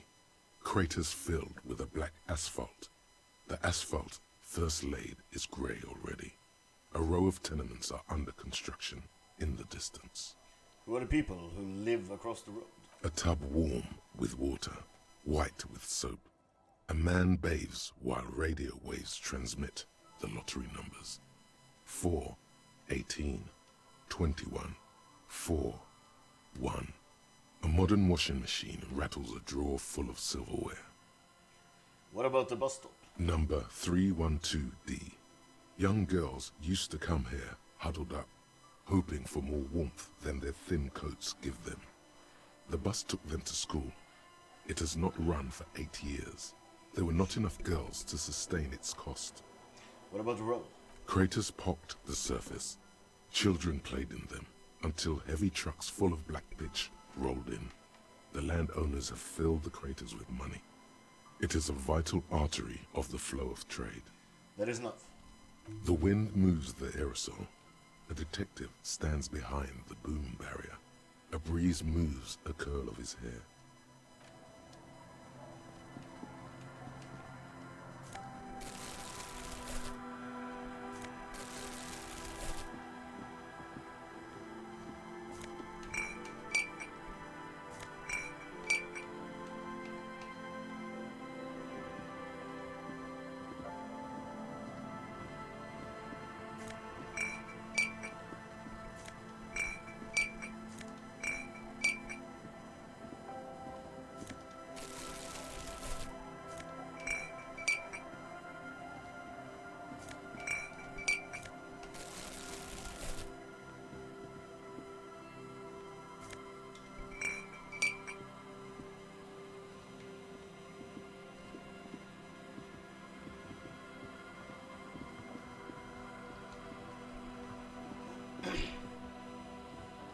The scruffy-haired little boy kicks a stone. He can't be more than 5 years old. The other one looks indistinguishable from him. He watches his brother kick the stone with his tongue lolling out of his mouth. You guys look identical. The stone-kicking one becomes frantic all of a sudden, as if that's something to be scared of. The obvious fact that you just stated. He looks just like me. Yeah, I said it. The boy doesn't answer. His brother throws another rock.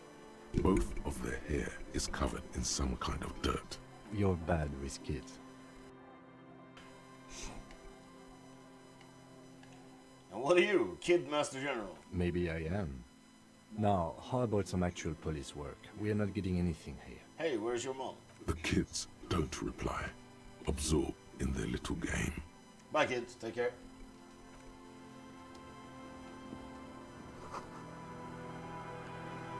The street sign is illegible. Below the graffiti.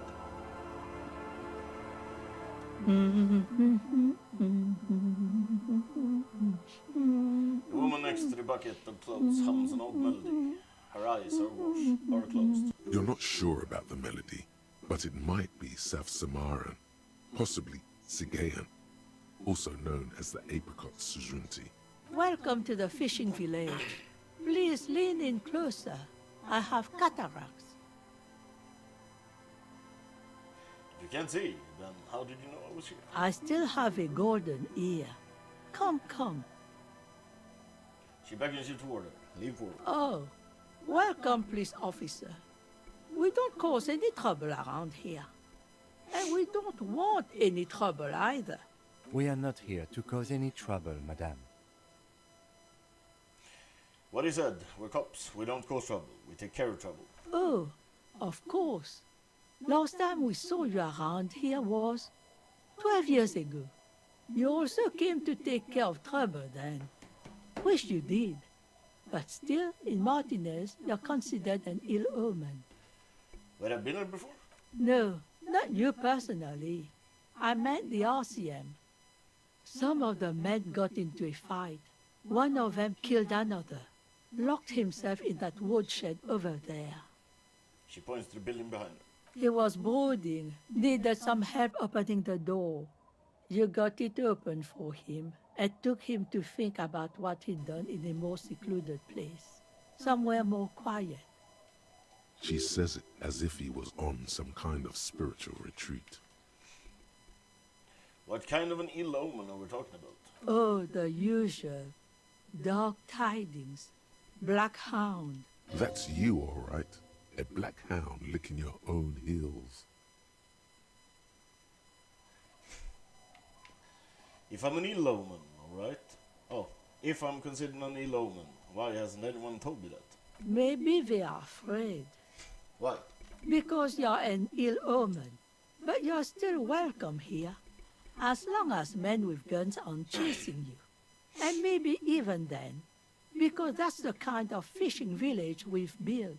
I'm sorry there's not a lot of room to park the motor carriage. And not a lot of houses. Or a lot of people. My kids are long gone, searching for treasure. So are others. Ah, look at me ramble on. What brings you to us? Where can someone stay around here? Stay? Most people here are trying to leave. That said, if lodgings is what you're looking for, I've got a free room in the shack. How much is it? I won't charge you for it. Take it as a gesture of goodwill from the village to the RCM.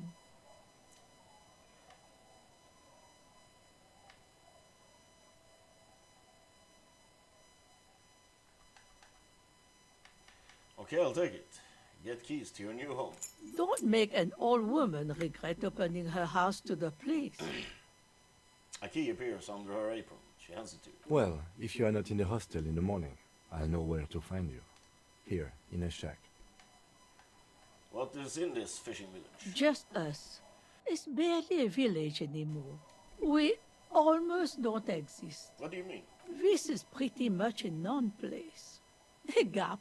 A blank spot on the map. Just a cluster of nameless shacks on a nameless street. The place is so pornographically poor, it's not even funny. There's got to be something here. Tell me. Over there, you can find more of the same. Shacks and trees growing wild. That's the pox. Between here and Jamrock, a dusty sea of old trees, all covered in industrial soot. Small houses under them, an overgrown park. The pox? What's that? An old military hospital and its surroundings. Or it used to be, during the time of the suzerain. After the war, it was turned into a goodwill hospital for shell-shock veterans and folks looking for some quiet in the old sanatorium gardens. Now the area is crisscrossed with nameless streets and makeshift cinder block houses. Shacks as far as the eye can see. What happened to the hospital? The goodwill ran out. The staff left and the place was shut down. It's long gone by now. Who else lives in this village? Well, there's Lillian and her kids. A few new folks live in the house to the east. But they're away right now. And then there's the drunks. Not a pretty sight, but there's little we can do about it. Home is home, even for them. Oh yeah, I met a couple of drunks here. I'm sure you did. Nature keeps them in rotation. A new face pops up every now and then, and an old one disappears and is forgotten. Is there a way to make a little money around here? Here? For you? No, officer. The only money we have here is some coins the drunks tried hiding from their women and then forgot about. This place is pornographically poor. The lack of wealth is the one thing we've got in abundance. The woman smiles cryptically. Riddles. Fits with the general ambiance here. Aye. Sometimes it's as though I'm also gotten lost inside this nameless nothing. I'm lost too. Oh, it seems to be a common theme these days. I think I'm in the process of finding myself again. Isn't that what people always think when they are lost? Something I can do for you to find your way, officer? Alright, there's another topic I'd like to address. She nods, rinsing another piece of cloth. What's further down the coast? Not much. There's the abandoned church, the DeLorean Church of Humanity. It's been there since before my time, even. Why is it abandoned? Some things just don't fly, officer. Look around. Who'd go to church here? They built it 300 years ago. Must have been nicer then. So, they don't hold services there anymore? The Ecclesiastes? No, we've tried, but things just keep happening. Crime, accidents, other things. The place never stays open. It's a pity. It used to be such a nice church. What else is on the coast? Before you get to the church, there's some ruins, an apartment complex, or some kind of electrical plant. Run-down bunch of houses, empty. Which is it then? Apartments or electrical plant? I don't know exactly. A pre-war place. It used to be something. Before the war. I wasn't here then, you know. Was born in Samara. Anything else of note? Of note? The old fish market up on the boardwalk. But it's closed. That's it? There's gotta be more along the coast. What? You're one of those real estate people with big plans? If you want a development opportunity, you can check out the abandoned building over at Land's End. Used to be a supply depot, we think, sending goods and ammo across the bay. It's jammed shut though. We tried to get in, see if there was anything to sell or scavenge, but it's impossible. And now you know everything there is to know about this coast. She dropped a bar of soap in a bucket with a splash. Tell me about yourself. Who exactly are you here? Me? No one. Just an old washerwoman. Mother called me Isabel, if that's what you're asking. And my married name is Sadie. Now it's your turn, Mr. Lieutenant W. Freighter Harrier Dubois. Quite a handle you got there. So many titles. One of them double. Do you know anything about Lost Jacket? What do you want with a lost jacket? That's an excellent question, ma'am. There's honor in retrieving lost things. Aye. Laundry fetchers are some of the most honorable people I know. Her smile gleams like a freshly owned knife. Are you getting a reward for it at least? No. What? You're fetching someone's missing laundry free of charge? Do you not have anything better to do?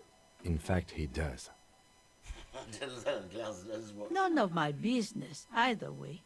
How you spend your hours is up to you. Anyhow, you might ask Lillian if she's seen anything lately. That girl's got a way of attracting lost and broken things. Goodbye, I'm off. Rigorous self-critique.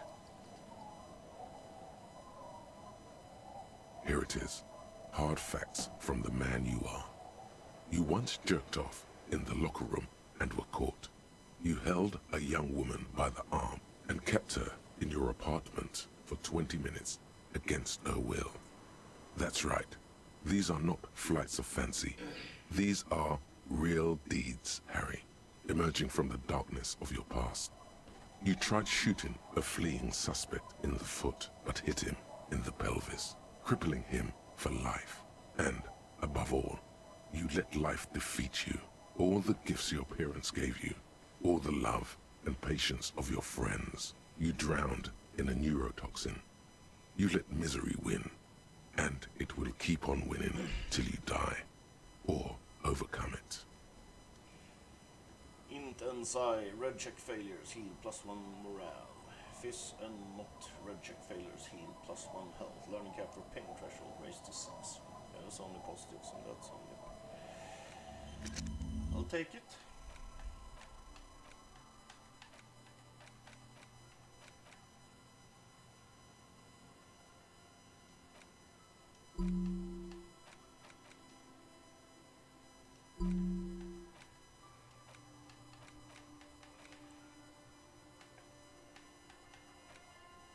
Oh, I thought I had 2, but it wasn't. -2 empathy. Let's do it.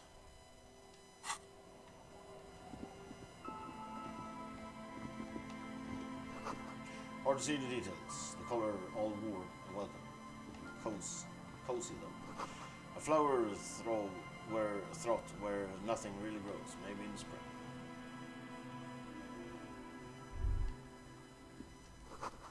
It feels safe and warm in here, not like outside. Hello, mister. A young girl, barely 4 or 5 years old, sits on the sofa. She's looking at you with frank curiosity. She clutches a small stuffed animal. Occasionally, she twirls it around. Where are your parents? My mom's outside, and I don't really know about my dad. She gives you a bright smile, like it's a good thing. Are the twins outside your brothers? Yes. They don't want to play with me. They're older and play outside. They look the same. Sometimes I can't tell them apart. They look identical, right? I said the same thing. They look identical. She slowly processes the word and snickers with laughter. What's that? Point to the stuffed bird hanging from the ceiling. It's a grouse. She yelps, smiling broadly. You might be able to get on Gart's good side if you make up for the skewer you broke. Yes, but what's it for? I don't know. Can I have it? I know someone who really likes stuffed birds. Sure, just go and get it. I don't like it anyway. It looks angry. What's that thing you're holding? Point at the It's front. Lammy. He's my friend. Sort of. She holds the fuzzy Like- beast up to demonstrate. Lambie is a stuffed lamb that, admittedly, has seen better days. One of the eye buttons is missing, and the fur is tattered in several parts. Lammy looks like he's falling apart. Yes. Lammy has lived a long life. Lammy was a She stumbles on her words. Revolutionary? Yes! She Lammy hates was a revolutionary. Goodbye. Bye! The girl's large, curious eyes remains fixated on you.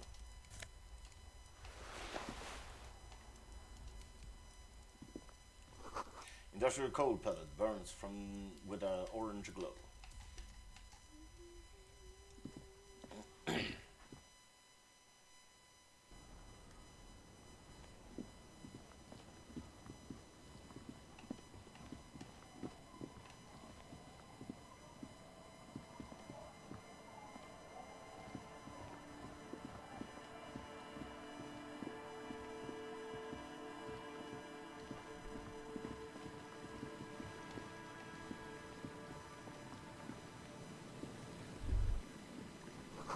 The water runs from the west. The source is upstream, a broken pipe.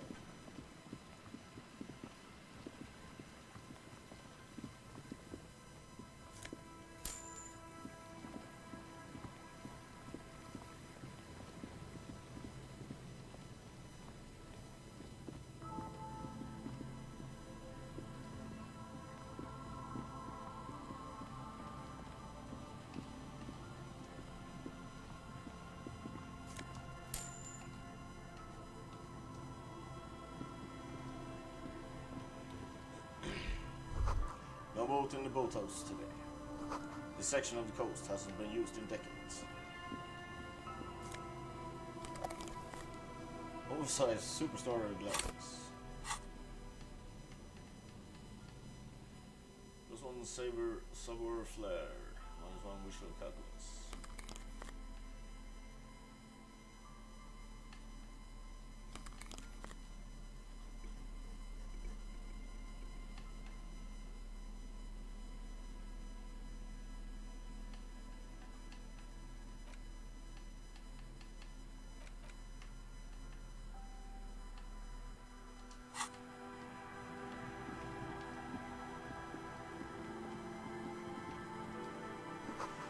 Not as shoddily constructed. A strong breeze might blow it over.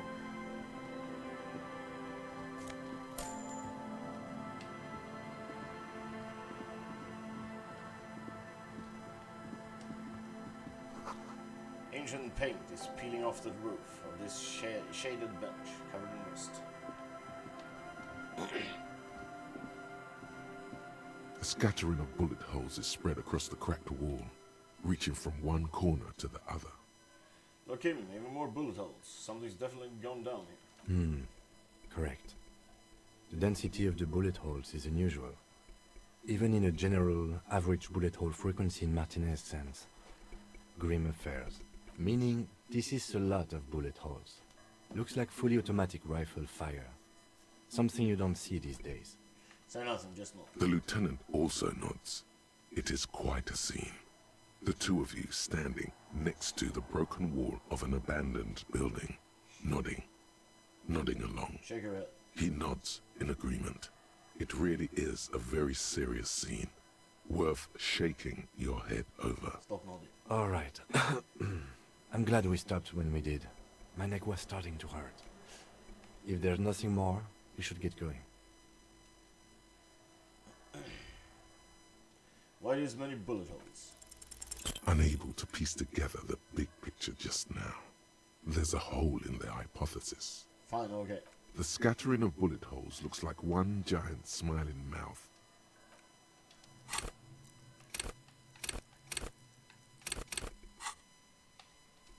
A scattering of bullet holes is spread across the cracked wall, reaching from one corner to the other. Resort crime scenes, make laws of the physics. Why else do you want to? Oh, I have no plastic.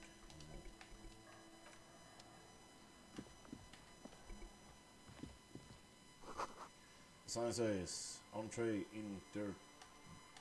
interdit. No ticket booths, ticket taker booth, no longer in operation. People paid money to park here. No one would pay now.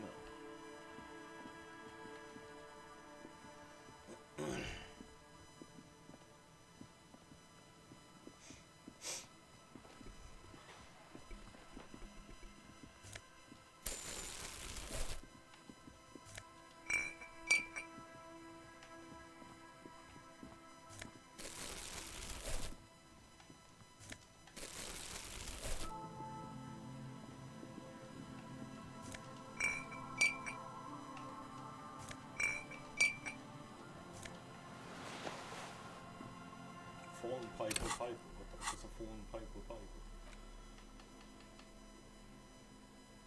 The small wire-framed inside this futuristic-looking phone piper hat gives it an aerodynamic shape of a swoop skier's helmet. Okay. +2 logic, -1 perception.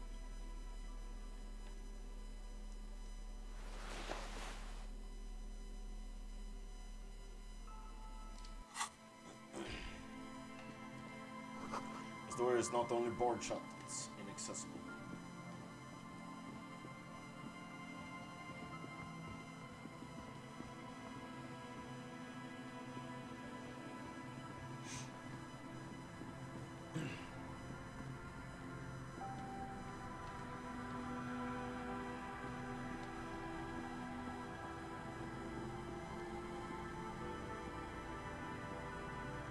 Here we go. Nice and easy. No way out, little guys. Not out of this jam. There's a cylinder on the ground in which the man is arranging some netting. It looks like some kind of trap. He notices you. Who's there? Oh, the police. Hello, officers. Is that the police? Why are the police here? Don't worry, Gary. I'll handle it. Fascist, eh? Okay. It must be Morel, the cryptozoologist. To what do I owe the pleasure? That's sarcasm. He takes no pleasure from your appearance. Lena sent me.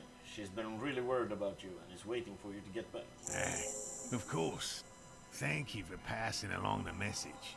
That damn water lock is broken, and we can't go all the way around the 881. The water lock's been fixed. It was fine when I crossed it, without the whole story. Oh, good. We should really be getting back. Gary could use a hot shower and a warm bed. Did he say we can go back now? Yes, Gary. We can go soon. If you see Lena, tell her I won't be long. Sir, your wife is waiting for you. I just have to do one more round. See if the phasmid has taken the bait. Then we go in. Tell me about this phasmid you're looking for. Well, first of all, it's damn difficult to find, which is why we've been knee-deep in the reeds laying traps for it. What makes it so difficult to find? Good question. Being a phasmid of the order Phantasmodea, a ghost insect, it disguises itself as plant matter. In this case, the reeds. Awful lot of reeds around, aren't there? And I suspect it may have also developed other specialized techniques to protect itself from predators, or scientists, in our present case. What sort of specialized techniques is the phasmid using to hide itself? It's my hypothesis that it has evolved certain electrochemical defenses that allow it to interfere with animal perception, impeding pattern recognition, confusing the visual cortex. But I cannot describe how these defenses work, much less how they evolve, without studying a live specimen. Yes, it makes perfect sense. You're beginning to suspect there's something paranatural about this phasmid. How big is this phasmid? I'm expecting it to be quite giant. One known species of phasmid, called the Megaphasmodea zoensis, is about the size of a grown man's forearm. So, He leaves the conclusion up to you. Seems puny, to be honest. Why is he interested in this stick bug? Aren't there more sensational animals out there? typical rookie assumption. Insects are much more sophisticated creatures than those unversed in zoology give them credit for. Even simply catching a glimpse of the Insulindian phasmid would be the apex of of any cryptozoologist's career. But to study it and its defenses, find out how it stayed hidden so long. He shakes his head. Would be glory itself. What have you discovered about it so far? Very little, I'm sorry to say. No one's ever captured a specimen, so all our information is based on first and third-hand accounts. So no one's ever found one? Not yet. That's what makes it a cryptid. Just out of curiosity, if there's no proof of its existence, how do you know it's real? I know it's real. The cryptozoologist says brusquely enough that even he seems taken aback by it. It's clear that his obsession with the phasmid is driven by something more than the pure pursuit of scientific advancement. By which I mean, I've heard enough first-hand accounts to believe quite firmly that the Insulindian phasmid is more than mere superstition. Maybe the Insulindian phasmid has died out. I have to resist the thought. Such an extraordinary creature is doubtlessly highly resilient. After all, it's generally thought to be capable of parthenogenesis. He means asexual reproduction. The females of the species don't need to mate to produce viable eggs. This makes it easier for a species with a small population to survive. That's pretty clever. Yes, the Insulindian phasmid is a very clever insect. That's why it's so damn difficult to catch. But as a scientist, I'll try my best to remain dispassionate. Tell me more about these traps. Well, they may not look impressive, but Lena designed them quite cleverly, so I'm sure they'll do the trick. Lena designed the traps? Yes. He says with some pride. How do traps work? Simple. Attracted by the locusts, the phasmid crawls down the funnel and, having eaten its fill, can get back out. At least, that's the intention. The net isn't a perfect solution, but we didn't want to use anything that might damage the specimen's delicate exoskeleton. What are you using as bait? Locusts.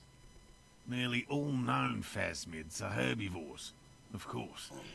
But we've hypothesized that the Insulindian phasmid might occasionally prey on other insects. Inside the traps, a number of locusts crawl and tumble over one another in a tiny, chittering swarm. A meat-eating stick insect? Does it pretend to be the reeds as part of its ambush behavior? This seems unlikely. A carnivorous stick insect seems unlikely. Thank you for your opinion. We have also included plant material in the traps to satiate your skepticism. What will you do if these traps don't work? They'll work, I assure you. The predatory hypothesis, using locusts as bait, accounts for the failure of previous efforts by other teams, which use plants. We have given this some thought. Let me ask you something else. Yes. What? Lena seems pretty eager for you to return. And I'm eager to return to her, I assure you. But I can't leave before we finish with these traps. My wife understands that just as well as anyone. Come on, Morale. We've been soaking out here for days. It's time to go back. And leave the traps? Absolutely not. I won't let Lena down. Come on, she wants us back. I'm soaked up to my nuts over here.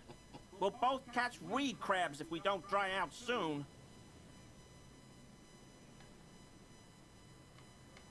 Come on, you're doing this for yourself, not her. I'm doing this for science, and so is she. I didn't know the phasmid was so important to Lena. Of course it's important to her. She's seen it. A verified sighting, on record. One of only 4 this century, and it's hers. Really? She sighted the phasmid? Yes. That's how we first came to know one another, in fact. But that's her story to tell, not mine. He coughs and continues. Needless to say, you must ask her about the mysterious phasmid. Suffice to say, it's long been our dream to find proof of the Insulindian phasmid together. I can't abandon course now. Another cough into his first fist this time. Maybe you could go back to the whirling, warm up, come back to check the traps later. No, no, no. The traps need to be monitored on a regular schedule. What would we do if the phasmid were to starve while we were sitting tea at the hostel? He's dead set on this. What if we check the traps for you? I didn't expect you to take such an interest in our work here, officer. He looks at you with obvious surprise. Cryptozoology and detective work are very similar. Yes, indeed. Both require a great deal of research, attention to detail, and, above all, where are these traps? There are 4 in total. One is to the south, on this little peninsula, by the boathouses there. It's very near. Another we set in Land's End, to the northeast. It's behind a small sand dune there, on your way to the old radio tower, after the church. The third is set near the canal, where you crossed, by a concrete slab. A big thicket of reeds going up the slope, and among them... He gestures to the trap in front of him. You should check at least one of those before returning to this one, since I just said it. This one's more of a technicality, but still, better safe and stupid than sorry. That seems like a lot. Do we really have time for this extracurricular venture? The pursuit of knowledge is his own justification. Is it? He doesn't look too convinced, but small shrug indicates. Why not? If you think it's important, you have been right before. What do I do if there's a phasmid in one of the traps? Bring it to me at once. Just make sure the trap is closed tight. But if I encounter the phasmid in the wild? That's highly unlikely, officer. But in the event you do, I'll spray you with a pheromone mixture I developed. It's made of musk and research chemicals. The pheromone should attract the insect to you, or at least prevent it from bolting at the sight of you. It's quite potent. Will last you about a week. Lay it on me. Wise choice. He douse you with odd-smelling spray and then gives you a satisfied nod. This is the smell of dying reeds, of longing crumbling into the water. I hope you're not buying this. It dispenses it without letting you touch the canister, so it would be precious like holy water. It is precious. A single dose cost me 50 real to develop. Not that I expect you to understand self-financing one's own research. I'm ready. Let's get to it. Right. Which means you two can pack up and go back to the whirling. Finally, someone's talking sense. Thank you for your help. Gary and I will start breaking down camp. If you have any more questions, now's the time to ask. We'll be gone once you get to it. If it's more cryptid-related business you want to discuss, you'll have time for that later too. But what if the information is vital? On the hunt. How did you become a cryptozoologist? I've just always liked animals and puzzles. Searching for cryptids is a bit of both. Why not just a zoologist? Real animals are puzzling too. Real? I know you think one is a respectable profession, while the other is superstition. Everyone does. Honestly, being a cryptozoologist trumps most of the garbage I've seen people do. My methods do not differ from other scientists. I simply draw upon a wider variety of evidence. And I have more hope that something truly surprising might happen. Your nerve endings tell you there is no such thing as a positive surprise. Has anything truly surprising ever happened to you? No, as I said, I have yet to catch a cryptid, although I have come close. Close enough to keep trying. So you're living your childhood dream out there? It's not child's play, just because I have to traipse through the mud every so often. His eyes narrow. What kind of evidence do you use? Everything from forgotten regional lore to newspaper accounts, like the one that brought us here, to look for the Phasmid. I keep a very open mind. He's interested in things that people believe that scientists don't. You think other scientists don't listen to ordinary people enough? Most establishment scientists only care about reputation and remuneration, not real research, and certainly not the truth. They're a cowardly lot, and both the field and basement archives can be dangerous places. They've never discovered a cryptid? No. Very few cryptids are ever discovered, and not for a lack of trying. To stay hidden is a cryptid's primary quality. It's even in the name, cryptid. So how many cryptids have been found? Of the list of cryptids kept by the Cryptozoological Society of Chemnee, which is 4,082 items long, about 2,000 have been confirmed as hoaxes. 2 are categorized as confirmed discoveries. The rest are in differing stages of discovery, refutation, and data collection. Only 2 have proven to be real? Yes. The Chateau Quan forest pygmy, who turned out to be an extinct species of primate, and a cave salamander from Yugograd, who is, honestly, quite unremarkable. It's in a zoo somewhere. We cryptozoologists are brutally honest with ourselves, more so even than the public. With cryptids, most cryptids are hoaxes or they are never found. That does not mean we should stop searching. 2 out of 4,000 is not even 1%. In fact, it is 0.05%. Ever more magnificent, should our search contribute to making that number 0.075%. He has clearly done his math on this. There is no surprising him or swaying his opinion. Thanks for explaining that. Now about something else. Yes? Let's talk about specific cryptids. All right. What cryptids precisely? I usually discuss these things with specialists, so I don't know what. We would have to discuss. He wants to say, but decides against it, since you've offered to help.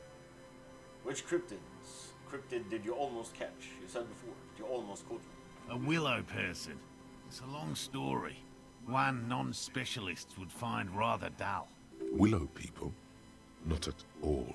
What are willow people? They're not people, really. Some argue they aren't really animals, as they seem to have evolved directly from trees. It says it in a self-explanatory, everyday manner. They're very, very thin, almost flat in fact, and can camouflage themselves easily, wrapping themselves around trees and blending in with the tree bark. In that way, they're not too dissimilar from the Phasmid we're looking for here. How did you almost catch a willow person? Gary and I painted an entire grove's worth of trees in slow-drying paint. It was a bright lavender colour. I was hoping one of the willow people would get paint on it and not be able to camouflage itself. After waiting in hiding for hours, I saw a figure slip from one of the trees, a lavender shadow, dashing through the grove. And then? I chased it with a net. Not very elegant. You can't be elegant in the field. And, well, it was faster than me. A lavender shadow. He's marked. I know you think we were snacking on funny mushrooms. It's easier to mock someone than to admit that the world might be more interesting than you've imagined. Furthermore, I'm not saying it was a confirmed sighting. I'm painfully aware of what goes into verifying such things. There is a serious possibility that I saw a squirrel or a trick of the light. I am my own harshest critic. He makes it a real point here to sound falsifiable. And Lena's sighting of the past Phasmid, is that? Confirmed. It's 100% verified and meets all the standards of an authentic cryptid sighting. Just tell me about a cool cryptid. Any cryptid? No offense, officer, but I'm not much of a pedagogue. I don't know what I would have done if Lena hadn't persuaded me to go back to field research. You should ask her if you want interesting stories. Me? I'm not a people person, unless you haven't noticed. And I don't make a good lecturer. My strength lies in field work and persistence. He brushes an errant strand of hair from his eyes. From his eye. Enough tales then, let's change the subject. By all means. I'll get going.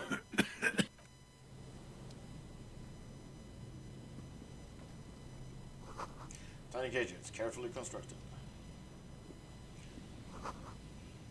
These soggy logs smell of ignition fluid. Still, they won't light up. Hello, I'm Gary. Very generous of you to help us out, officer. Yellow man. I mean, officer. The lieutenant raises his eyebrows slightly and takes out his notebook. Yellow man. Interesting. This is something to ask him about, after a little probing first. I'm just waiting for my friend Morel to finish up with his insect traps so we can return to civilization. Yeah, I'm more of a city boy too. I like nature, just not this bloody coast. It's mostly drunks and degenerates that come here. Nobody's perfect. I'm sure you've been tempted to drink. Oh, I've been tempted. But someone has to stay strong for Revocol. His gaze shifts to a pile of soggy logs at his feet. He pronounces Revocol with a hard K. Is it Revocol? I like to pronounce it the hard way. The old way. The Vespertine way. He nods solemnly. The stupid way. He winks at you, trying to relay some hidden message, inviting you to mispronounce it too, perhaps. It's odd. It's a secret rite. A very fringe nationalist handshake, probably. Do you know anything about the man hanged behind the whirling in rags? Oh, so that's what the RCM in Martinez is about. Great. Great to hear someone's finally taking care of that. So you do know something about it? No. Nothing. He was some kind of mercenary. But everyone here knows that. I'm just glad to hear you're looking into it. That's all. Is this your mug? Hold up the yellow man mug. My mug?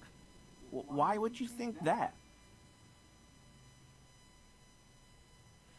You said yellow man. That's not something many people go around saying. Really? I hear it all the time. All in jest, of course. No offense meant to anyone. Still seems suspicious. Did I mention the mug was found at the scene of the lynching? Okay. I admit it. I threw the mug away in the trash container behind the hostel. I know I shouldn't have, and I am very sorry, officer. You're not going to find me, are you?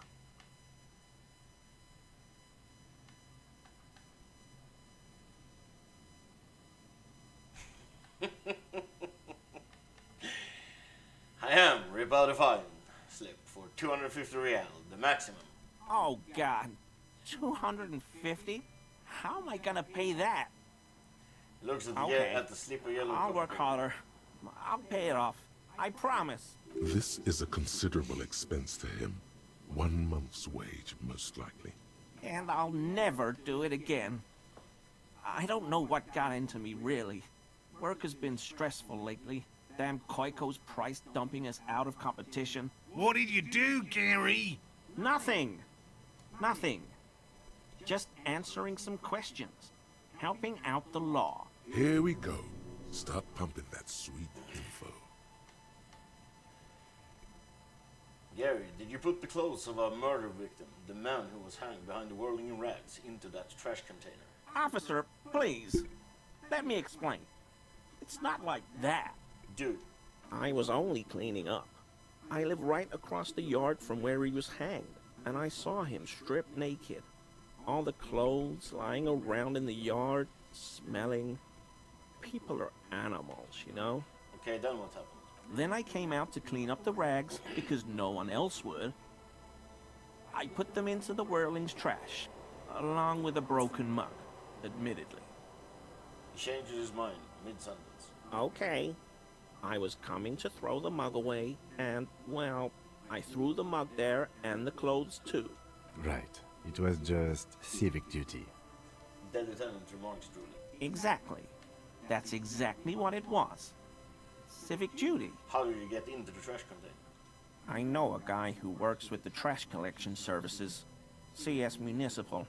He gave me a master key for the trash containers of Martinez. Why would you need to get into everyone's trash? So I can use the Whirling's trash compactor to store my own stuff. Garbage disposal is expensive as hell. The damn Chimeans run it like a mob. I'm sorry, okay? I thought I could cut costs. I shouldn't have. I shouldn't have disgraced myself. Hey, Ellie, how's it going? Disgraced? No need for the histrionic, sir. It was, after all, just a trash container. You wouldn't know anything about the victim's missing armor, would you? Armor? No. I mean, yes. Of course. I know he was wearing armor, but I don't know anything about it. Let's move on for now. I hope I could help your investigation, in my small way. Yeah, it's okay. I'm a bit tired. My feet hurt like hell. I walked like 35 kilometers or something during the 2 days. Yeah. So it feels like I have like bruises on the bottom of my feet and lots of nicks and cuts and blisters and shit. But it's all good. I'll survive. It was fun, and I got like 100 video clips. So at least like yeah, we'll see how much it gets down to when I cut it down a bit, or well when I edit it. I don't want to do like more than 10-minute videos. So we'll see. Might be 2 videos, 1 for each day. But yeah, I went home a bit earlier because I was completely fucked up in my feet. I was gonna stay out further, so.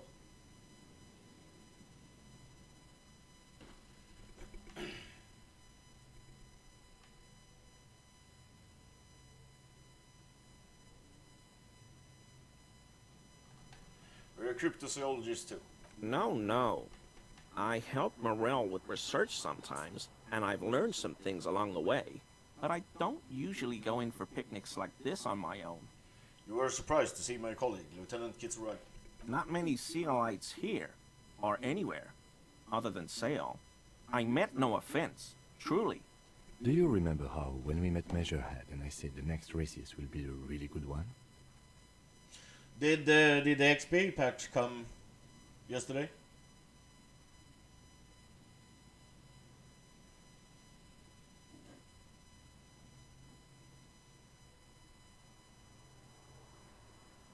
No, okay.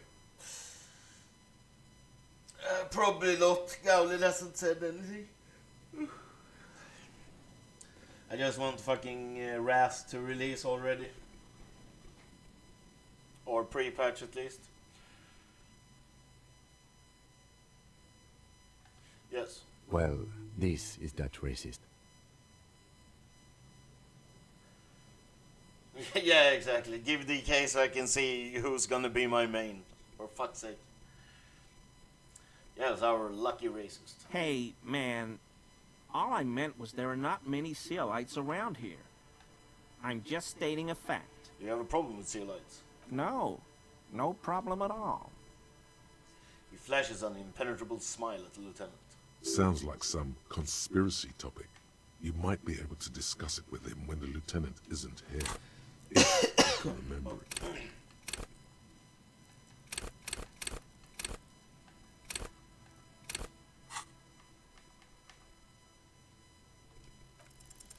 Is he?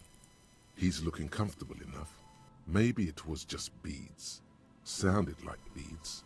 But what kind of beads might a man like Gary be hiding? Oh, really now? Is that how you see it? But yeah, they said like XP patch like a couple of weeks before the pre-patch, but they also, yeah, I don't know, they also released pre-patch for TBC with like 3 weeks and 1 to 60 leveling for shamans, so yeah. We'll see what happens. Gary, are you cross-dressing by any chance? Why would I do that, officer? The first his eyebrows. To feel closer to the fair sex. Ain't no shame in it, man. But, officer, I'm not wearing any women's clothes. Thank you for your cooperation. Yeah, exactly. Like, yeah. The short time people got to level. So yeah. I mean, you never know what the fuck will happen. These heavy military blockades are riddled with bullet holes. Crumble.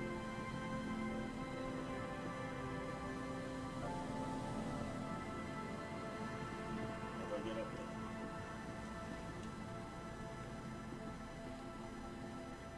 Yeah, at least 2 weeks. Like, I don't want to have to stress level my DK. That patch of reeds over there, it's a great place to hide something. Kind of out of the way, being so close to the water. Yeah, I mean, it's just getting to 70 and, yeah, doing a couple of dungeons and you pretty much know how to play your class. It should be fine, but yeah. I wouldn't mind having like a pre-patch on 4 weeks or something so I can just chill out and take a couple of levels a week. Wait, I can't see anything interesting. You don't have a reason to. Yet. What is this about? Nothing. Just a hunch. The hunch passes, leaving you there, by the old boy bobbing in the water. Time to go.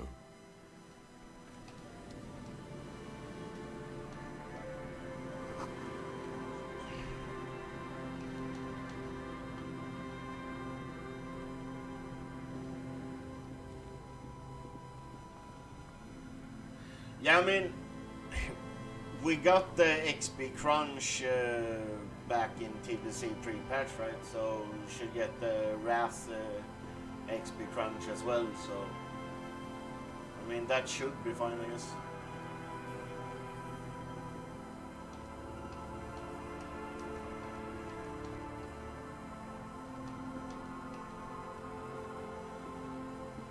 You see, a once bright mural towering above you.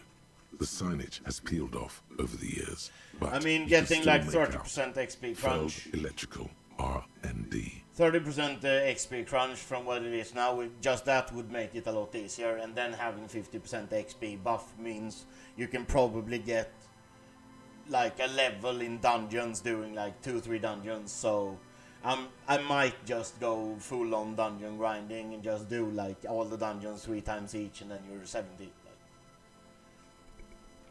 Turn away.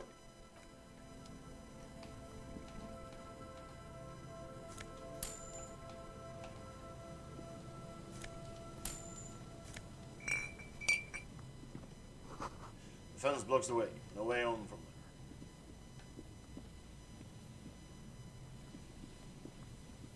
I mean, there's gonna be so many DKs running around fucking questing that, yeah, I don't even know if I want to do any questing. And also I could see myself like power leveling it up through dungeons to 70 and then like doing the full quest run around the world and just getting all the flying skills and shit for the DK. Yeah, it will be a mess with people, so I'm not really in for that shit. Same, I won't be doing that in Wrath either. Like I will be dungeon leveling. Yeah, mostly. Someone must have worked hard to smash the plastic dome.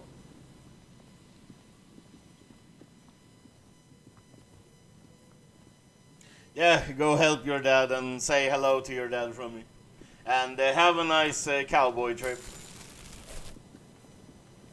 You crazy cowboy people. Later. Someone has left an unidentifiable article of clothing on this railing. It smells really bad. It's streaked with dried seagull shit and tangled with pieces of seaweed.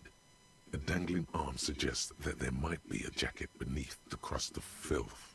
It seems likely that it was left in the surf until someone laid it out on this fence to dry out. Unfortunately, that just seems to have stiffened it into a shapeless mass. Please tell me you're not taking that with you. I think this is the jacket the idiot Doom Spiral guy wanted me to find. I'm sure he'll be thrilled to have it returned.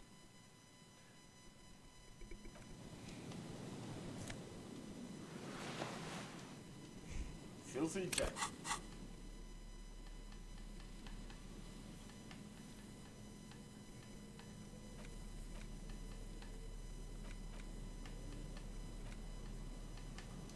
As you hold it in your hands, it makes an uncomfortable crunching sound. Man, how did this jacket get so disgusting? It's a sordid, filthy tale, not for the weak. Are you sure you can stomach it? Think about it. It occurs to you that you're not even holding the jacket itself, but rather the thick crust of jetsam and seagull shit that ensconces it. Gross. Why? Why did you think about it? Look at your hands.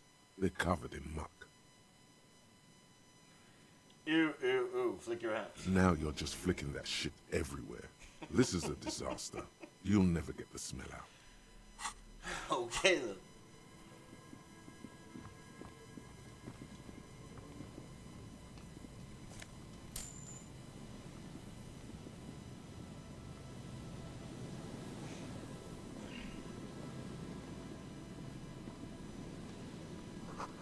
A big wine canister. It's open and empty. Yes? Why did the 41st send me? Look at you. It's because you're a failure. They sent you to Slight, Precinct 57. Yeah, it makes more sense than the other stuff I thought of. Just think about it for a second. You're a raging alcoholic who showed up 3 days late wearing piss-stained disco garb. You weren't sent here to win. Kim, what if my precinct sent me on this case because I'm a fuck-up, like as a joke? I've considered it. So it's true. It would be immensely ugly of them, not to mention unprofessional. But I also think it's somewhat unlikely. Why is that? I checked the records. This jurisdiction dispute, who polices Martinez, reaches back to the 30s. It's as old as my station. And all this time we can't decide who gets Martinez? I think, yes, both stations would prefer a win. You really see me as a safe bet. Safe? No. But you're old. You've made it this far. Something has brought you through. We've only just started working together, so I don't know what it is yet. But it's there. So no, I don't think they sent you as a joke. And even if they did, they are in for a surprise.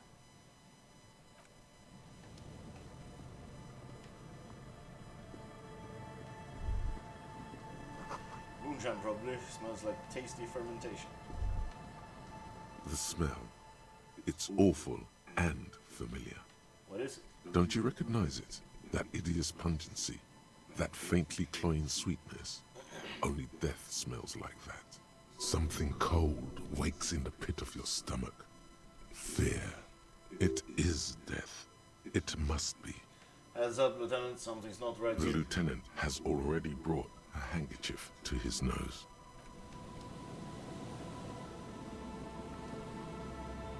There's some tear, an empty cigarette package, and a crumpled kebab wrapper in the trash bin. Examine the tar. 2 empty bottles of Tallulah vodka and a can of black potent porter is all you find. A tragedy.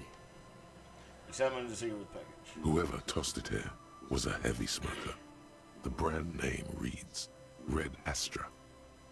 Red Astra is the black market version of Astra cigarettes, known for their high tar content. Examine the kebab wrapper. You see traces of mayonnaise and ketchup on it, as well as a tomato wedge.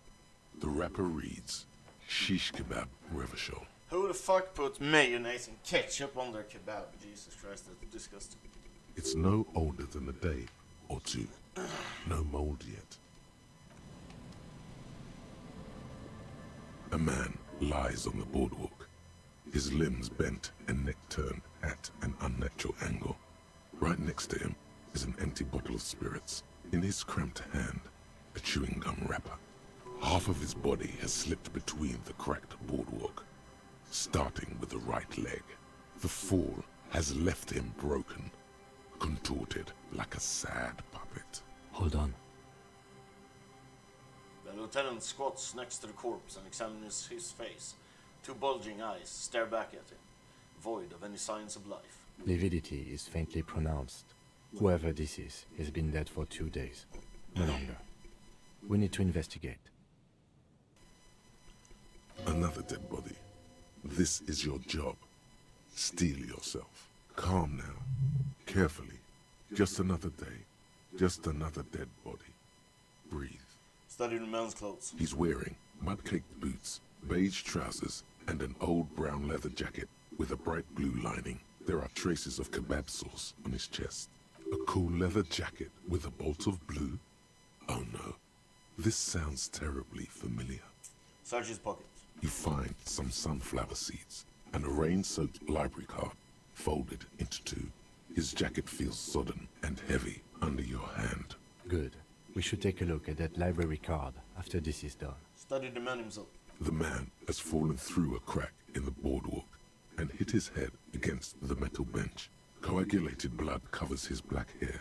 One of his feet is still dangling through the hole. You have to be quite inebriated to fall that bad. Well over a liter of pure ethanol. 3 bottles of wine, or 1.5 of spirits. Or maybe it was just dark. Examine his face. His expression is dull, like the sea behind him. Drops of water shining on his moustache. His eyes, empty and wide, look frightening in their frozen gaze. Be right back quickly.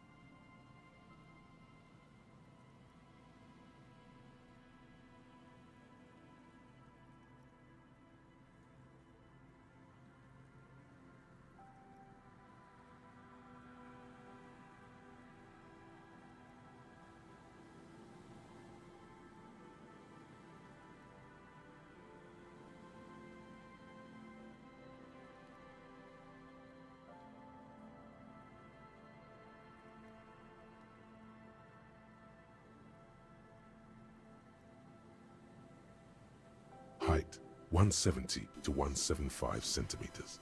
Curly hair, stout build, age approximately 50 to 60 years. Study the surroundings. There's some dried blood on the metal bench, right where the corpse's head rests.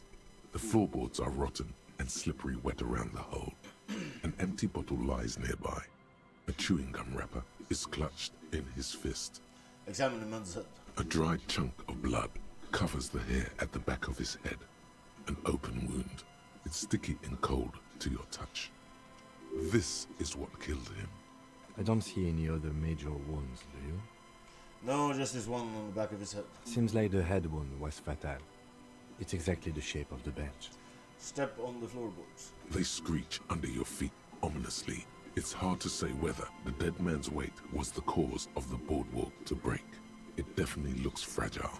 He could have easily disappeared into the sea through that hole, and you would have never found him. Examine the bottle. A .75-liter Tallulah vodka with its cap missing. There's hardly anything left inside. It's mid-market spirits with a slight touch of menthol. The man meant to enjoy himself, have a good time. Tear all around us. He looks at two other bottles near the coin-operated viewer, then at your yellow plastic bag. I'd prefer if you didn't collect them this time. It's not proper. True. It feels disrespectful. Examine the chewing gum wrapper. Grabowski spearmint chewing gum. Green leaves on the cover. The man's mouth is half agape from the terror of the fall. Look in. The blackness of death. Stench. You think you see white chewing gum too? He ate the whole pack, right? It's to cover the smell of alcohol before going home. The worst thing is, I've seen it before. Almost the same scenario. Even the chewing gum. It's always the same. Step back.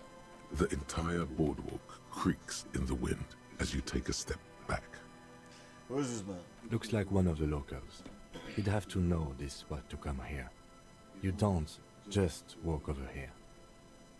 Well, I just walked over it. It looks south the way you came. But that's just a lazy assumption. What do you think? A dead working-class man with a bottle in his hand? Don't deceive yourself. You know who this is. We know who this is. It's the working-class woman's missing husband, dead on the boardwalk. The woman you met at the book stand? Why do you think it's her husband? The leather jacket points at the man's clothes. It matches the description perfectly. The bright blue lining? Well, he's definitely someone's husband. What do you think happened here? Death by misadventure. He slipped and fell through the boardwalk. A truly unfortunate accident. If it wouldn't have been for that bench, he'd be alive. Do you think he was drunk? Point to the bottle. Oh, yes. What about alcohol poisoning and liver failure? Some symptoms of acute alcohol poisoning could have definitely played a role here. Severe confusion, respiratory depression, unpredictable behavior. But I think that death arrived through head trauma, not liver failure. Could it be related to the lynching? No, I don't see anything that points in that direction. For now, let's treat this case as a simple, albeit sad, accident, unrelated to the murder case. Yes, but what if there's a killer on the loose? 2 suspicious deaths in such a short time frame. You're right, connecting it with the lynching is a stretch. Without any further evidence, yes. What about the kebab? What about it? The deceased ate some kebab. It's probably from a nearby place, maybe in the parks. Sometimes a kebab is just a kebab. Someone should be held responsible for this broken boardwalk. It's dangerous. They'll seal this place off after the news reaches the coalition officials. I doubt that they have enough resources to actually repair the boardwalk. Not that sealing it off would keep anyone away. Right. All it does seem to be a pretty straightforward misadventure. What should we Although, do? from where I stand, I can see 2 options. We either take the case and follow the leads to identify the body on our own, or we report back to the station and leave this for our colleagues to handle. Hold on, what about field autopsy? A field autopsy isn't necessary if the cause of death doesn't appear to be criminal, and this looks like a simple accident to me. I'd say we should just write down head trauma in the autopsy report and leave it at that. You're right, It would I don't save see us at anything least criminal, 2 let's hours leave it of at that. good call. The guys at processing can take care of the rest. We found him, we should finish this. Take the case. Alright, we should first examine the library card you found. Then we can call the station from my kinema. Let them know we are taking the case.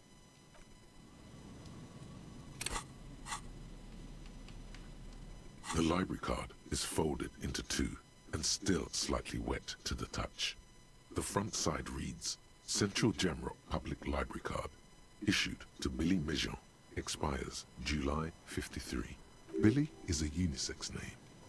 Could be the deceased, or his family member. Look inside. Whoever owns this card is an avid reader. You find a list of books written in blue pencil. Radio thriller. Stand a little less between me and the sun. The last one in the list is The Glinton Curve by M. Theobald. A library stamp indicates that the book has been returned. Most of these titles seem to be in the sci-fi genre. Some thrillers too. Look at the backside. If lost, please return the card to the library. Dial 005 02 55211 or visit us at Moreau Street, 78, Jamrock. Business hours, 900 to 1800. Good. We should give them a call from my kinema. See if we can learn anything about Billy Mejean. Put her away.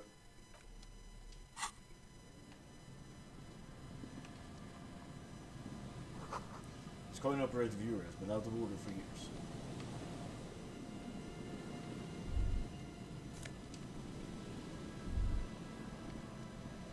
Careful there, these floorboards look rotten and weak.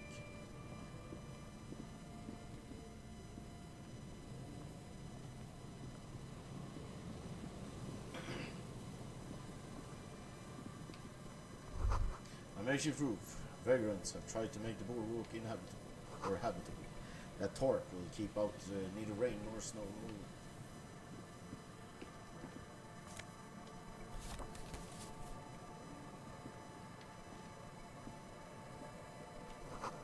Coin-operated weighing machine has been used for decades.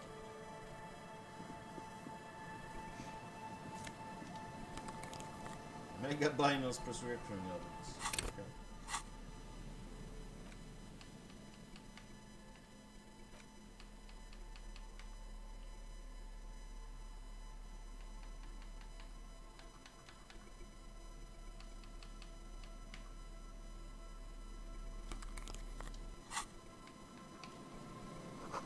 Vagrants have recently painted the torque red with the drips from it.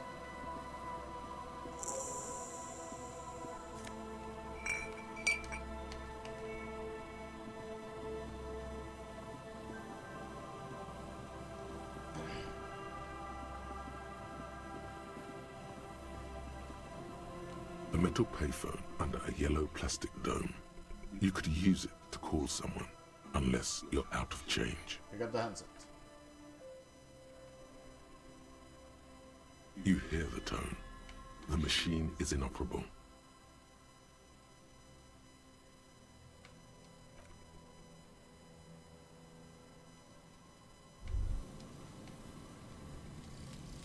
Indirect modes of taxation.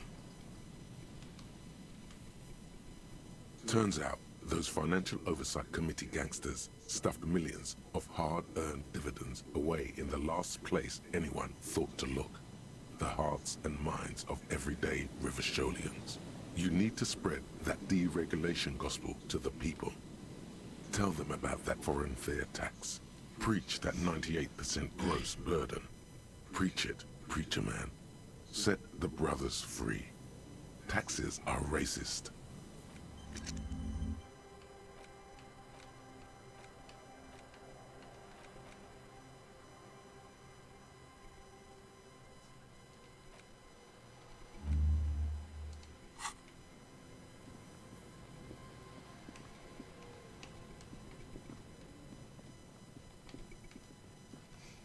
A dead phone, smashed receiver, like someone hung up too hard.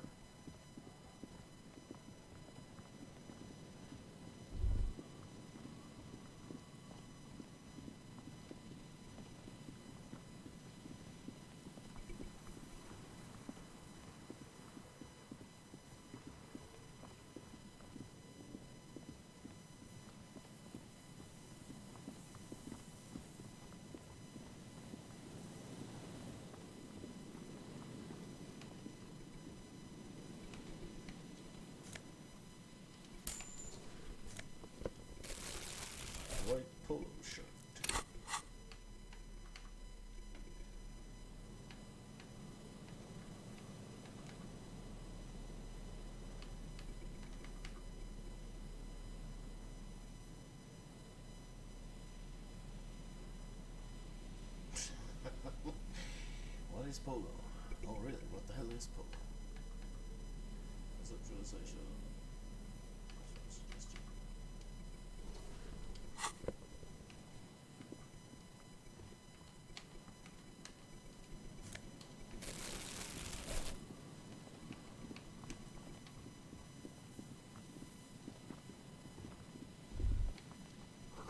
The bulwark rises to your side. It casts its long shadow over you.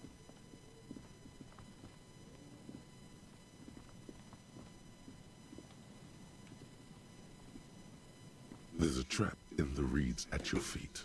Looks like the same one you saw Morel set before. Same mesh, same wiring. Look around. The reeds sway in the coastal breeze. They seem to be waiting for something. The wind picks up here, near the cape's end, surrounding the narrow strip of land from 3 cardinal directions. It's cold for this time of year. Reach for the trap. Locusts are crawling around in the trap, confused but uneaten. You see no carnivorous reed phasmid gorging on them. Big surprise. Anyway, 1 down, 3 to go.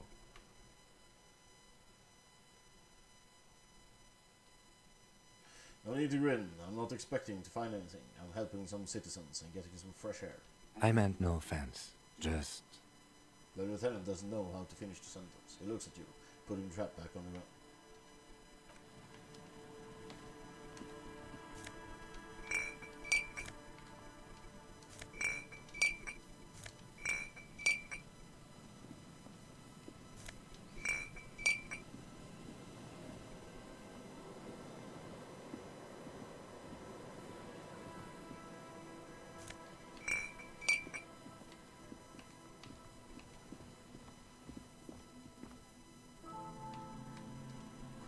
Someone's made a campfire here. Not long ago. Well, a long time. A rusted broken control box for the radio relay tower. This ladder is too rusted to climb. The sea air is eating away at it. This relay tower coordinates both traffic in the bay comparably.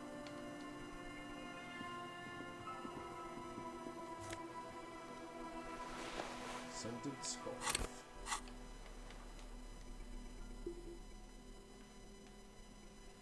+1 shivers, -2 physical instrument. Why the fuck would I want that?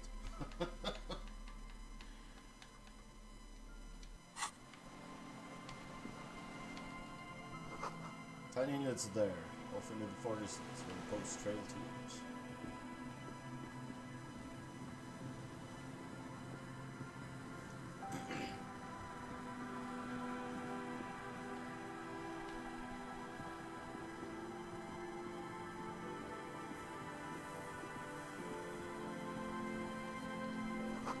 This barrel has been recently discovered.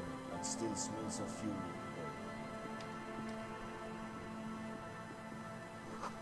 The chain trails off into the ocean, to who knows where. These rusty gears used to turn the whole machine. An old door, worn by elements, guards the depot. The wind has blown a sand dune in front of it. The door hasn't been opened in a long while. What is this? You see, it's military. A service depot of some sort. Does the service what? The washerwoman mentioned a depot at the coast. She said it was for moving ammo and cargo across the bay. This might be it. Or what?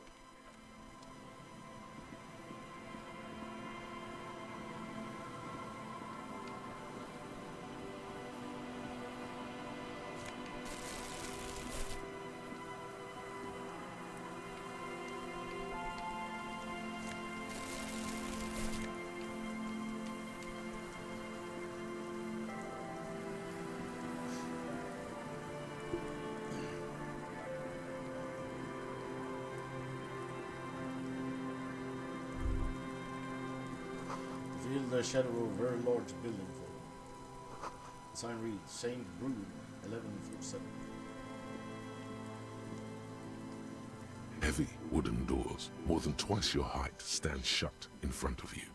The rectangular sea-worn ornamentation appears in stark contrast to the padlock, carelessly drilled into the wood. Rattle the doors, see if they open. Nothing happens, only the sound of the padlock rattling against the door. I don't think that's going to work. Inspector Carpenter. The carving on the door is block-like and angular, like the church itself. Two large beams shoot downwards, sinking into the wood before they reach the threshold. Run your hand over the beam. The surface is smooth from the wind, but moist to the touch. Take a closer look at the padlock. This cheap-looking padlock is sturdily built. It shackles together a hasp and a staple screwed into the wooden door. The lock is adorned with a yellow sticker. Look at the sticker. You see a yellow circle with two X's and a big curve below them that looks like a mouth. You're pretty sure you haven't seen it before, but what the symbol depicts is clear enough. A smiling dead guy. The curve makes it smile, and the X's make it dead. There is something blindingly modern about this symbol. Its modernness puts to shame everything you've seen before. Have you seen this symbol before, Pointer? He takes off his glasses and uses a blue handkerchief to thoroughly wipe them clean before inspecting the sticker. Then he looks up, pauses, and replies. No. What does it look like? Looks like a dead man smiling. Suggests junior delinquency. What is suggestive of junior delinquency here? I haven't seen that sticker before, and I'm not a youth. I agree, it's very modern, but does the cheery guy not know he's dead, or does the dead guy not care that he is? What is the source of the irony here? That level of conceptual thinking is not part of my skill set. Inspector Staple. The padlock passes through a staple that's been hastily attached to the wood. Closer inspection reveals that one of the screws is not a screw at all, but a nail. The work has been done recently and is unprofessional, to say the least. Should you want to get through, it might be easier to just pry the whole thing off. Turn to the lieutenant. This is where my Mr. Prybar comes in handy. Maybe we should circle the building first and look for another way. The building has seen enough mistreatment.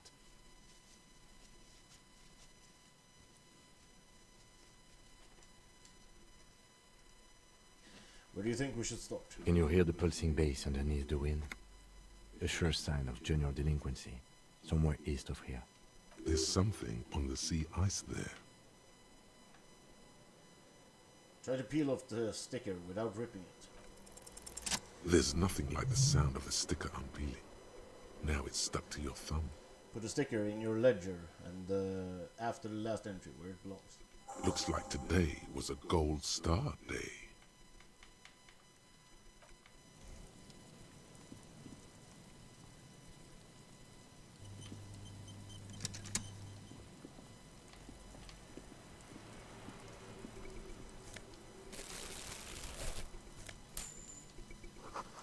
An altar shrouded in dark, or something like that. It's too dark to tell.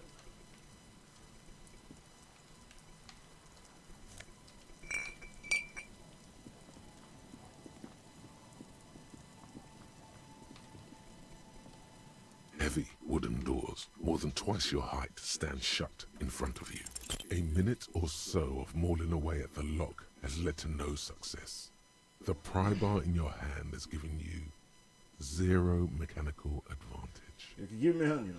I'm not as sturdy as you are. I have even less leverage. He doesn't even try to sound convincing. The doors remain unchanged, closed with a padlock.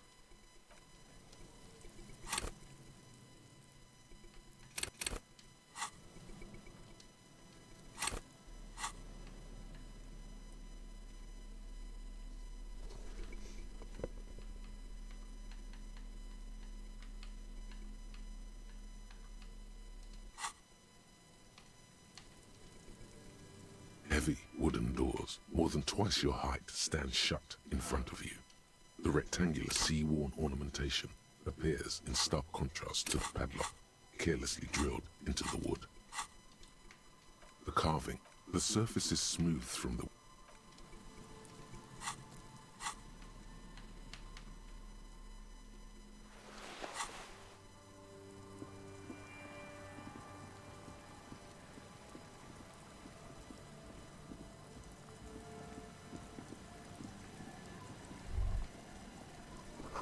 Before you, a drawbridge. It can only be lowered from the other side.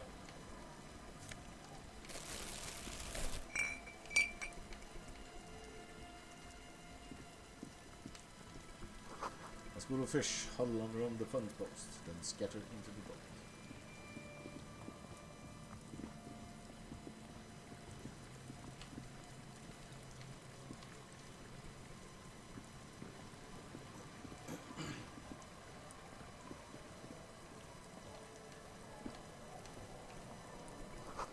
The rear tire of a motor carriage adorns these routes.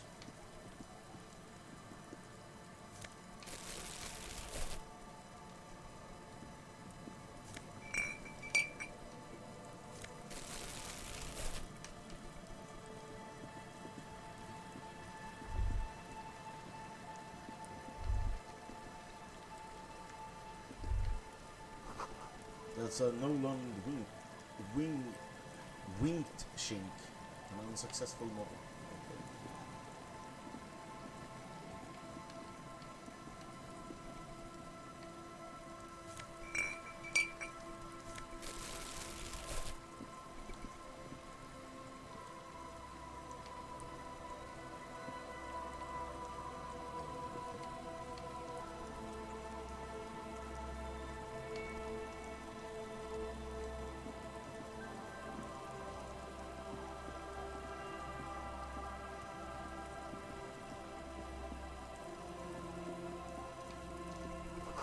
Frost-eaten letters read Mazout.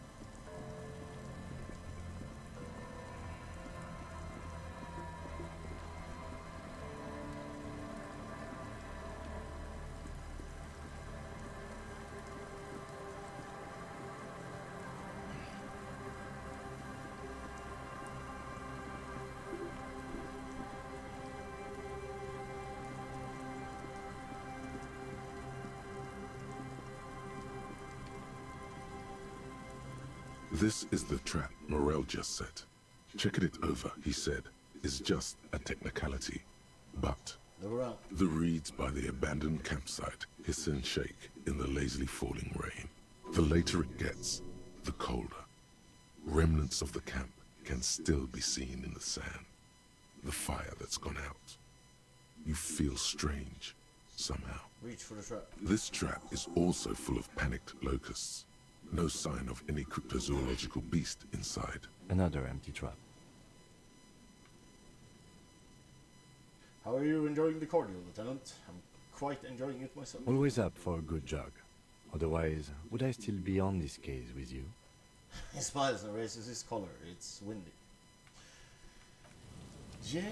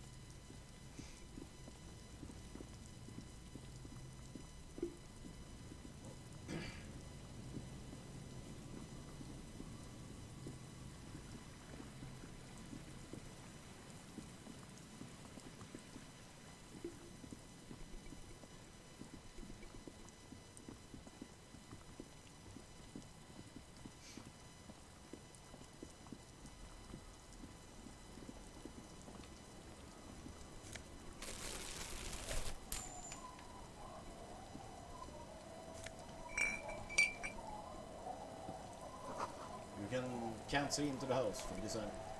The door has seen better days.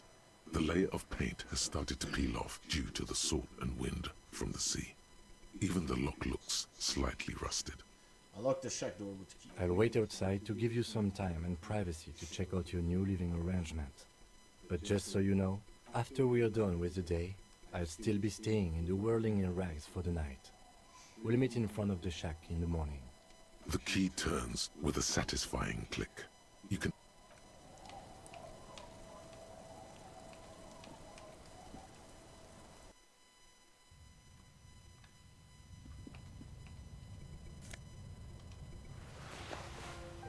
Corruged jacket. +1 logic.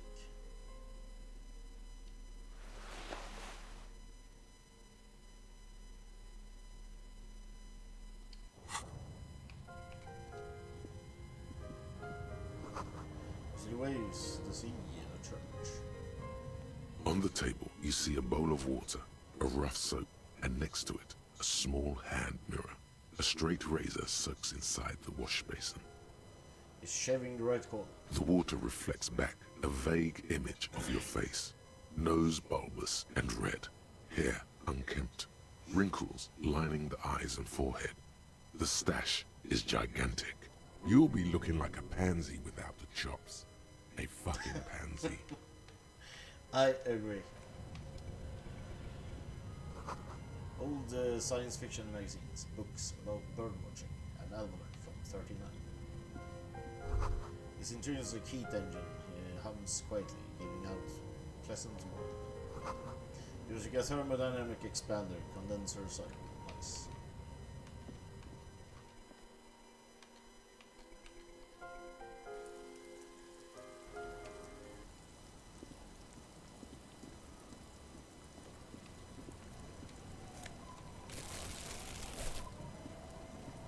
Hi, officer.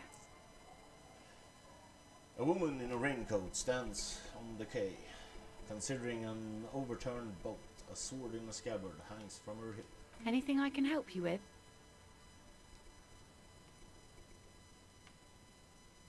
That depends. Where are we exactly? A fishing village on the seashore. This place doesn't really have a name. It's sometimes called Elysium. Why? The sign on the street leading here is illegible. Has been since they built this place. I have questions. The first is, what's your name? The name is Lillian. People call me Netpicker. I think I have time for questions. And that was actually the second one. Indeed, you're always confused as to your whereabouts. Ask her about the cool sword. Helps to break the ice. Nice sword. Pointed the saber on her hip. Does it come with a story? Unfortunately, the factory sold this one with a 3-year warranty instead of a story. It's to intimidate folks mostly. Hold on, do you know how to use it? Not really. I know some basic moves, and I know it sure as hell beats a knife when you're in a tough spot. It is imposing. It's a regular mass-produced sword, like a shovel or an axe. Nothing fancy, just for intimidation. Why do you need intimidation tactics? From time to time, people need a lesson in respect. That's just the way it is. Back in the day, I caught the eyes of many men. And believe me, men need a lesson in manners from time to time. Can I borrow that sword? No, I'm afraid not. Tempting to confiscate the blade I used to keep these animals in check? You would put me in an early grave. Why don't more women arm themselves if it's so effective? What makes you think we haven't? The truth is that almost everyone in this life is scared and tired and stupid and too dull for that. That goes for men too. But they put on an act for us. Pretend like everything's good and living in shit doesn't bother them. Like anyone falls for that. That does not go for real men. It does not go for you. Show her. Show her the wonder. Coach means the expression.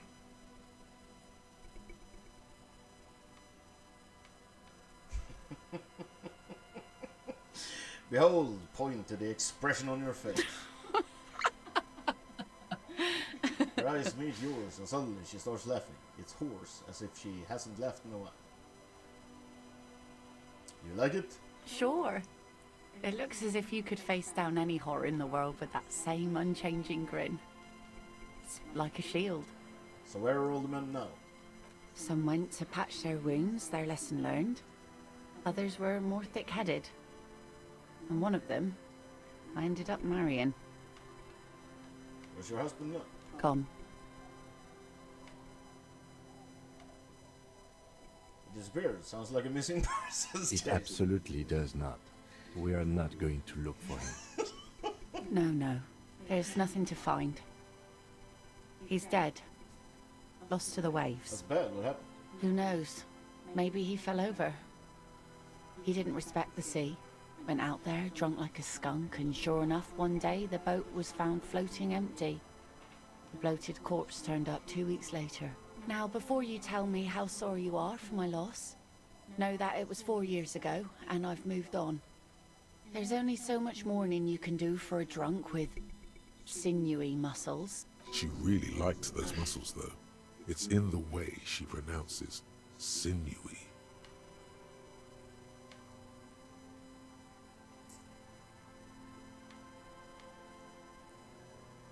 It's healthy to let go and move on.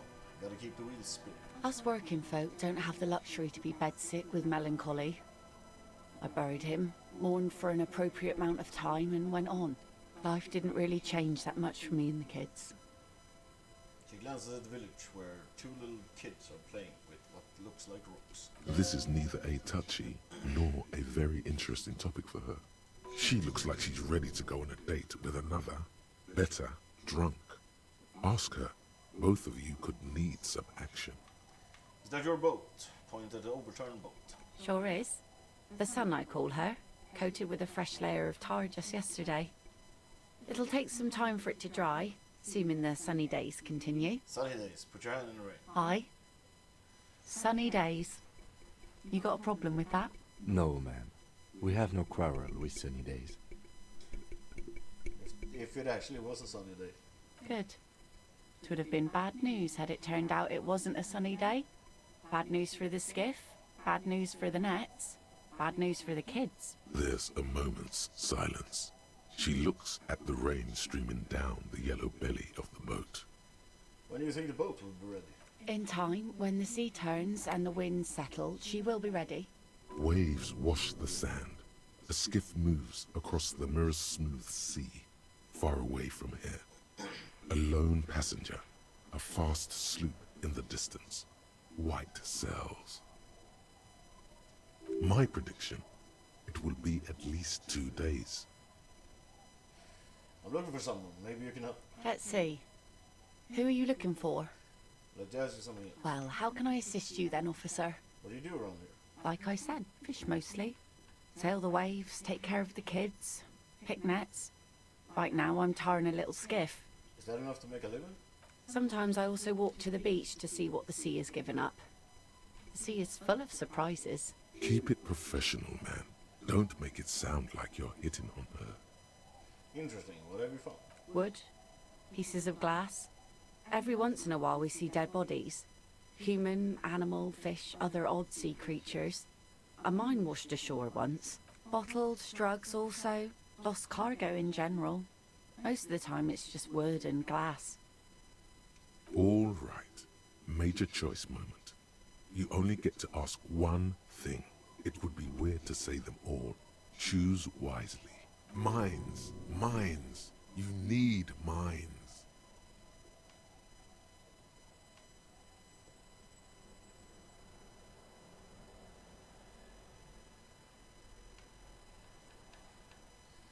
I need to know about those human bodies. Well, you're barking under the wrong tree then, officer. I have no interest in floaters. Seen enough of them in my life already. Very unattractive bunch. Be seeing you. This boat is floating freely in the water. The ladder leads to a school of fish swimming in the kelp.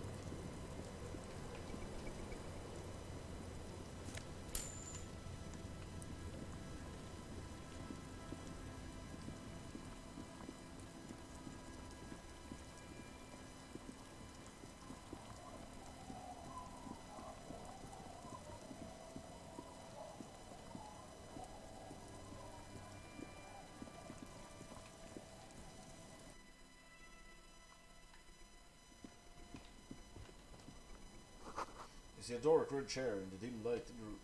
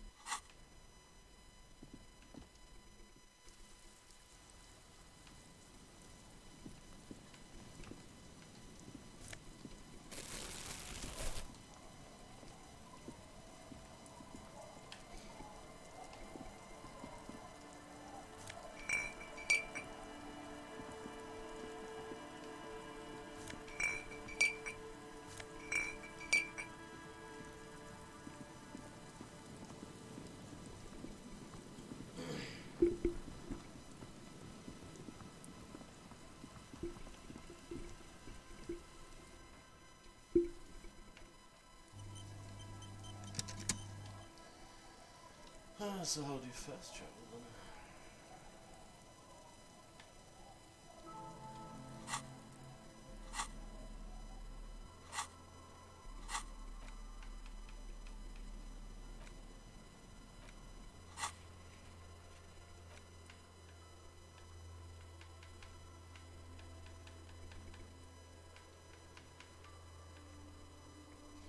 Acquire a copy of the city map.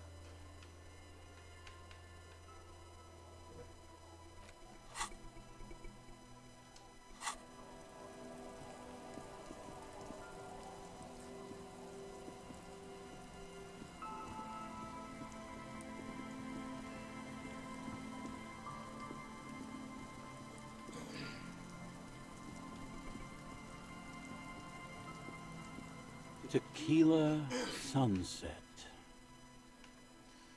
I found your jacket. Ah, tequila. I knew you'd come through. That's fucking great, man. Give him the jacket. Let me see. What? This isn't my jacket. My jacket was beautiful. This is fucking filthy.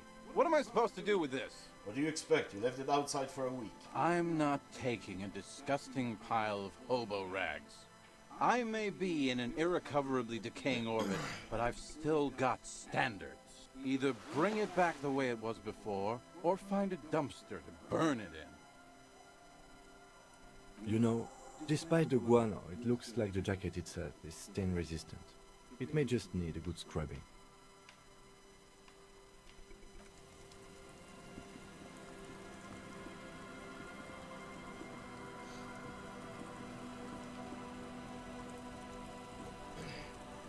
Our tenant, the policeman. I hope the waves don't keep you up at night. What can I help you with? I found that jacket I was looking for, but it's filthy. Could you wash it for me? I can wash it for you, but it's going to take about a half an hour. Think you can stay put for that long? No, we must run around ceaselessly. It would be torture to stay put. I could use a breather. It's been another track and field day. The lieutenant says, rubbing his thigh. Yeah, I'll wait. Well, hand it over then, and I'll see what I can do. Must say, I'm proud of this one. It's pretty nice underneath all that filth. I hope you take better care of it than its last owner. Goodbye, I'm off.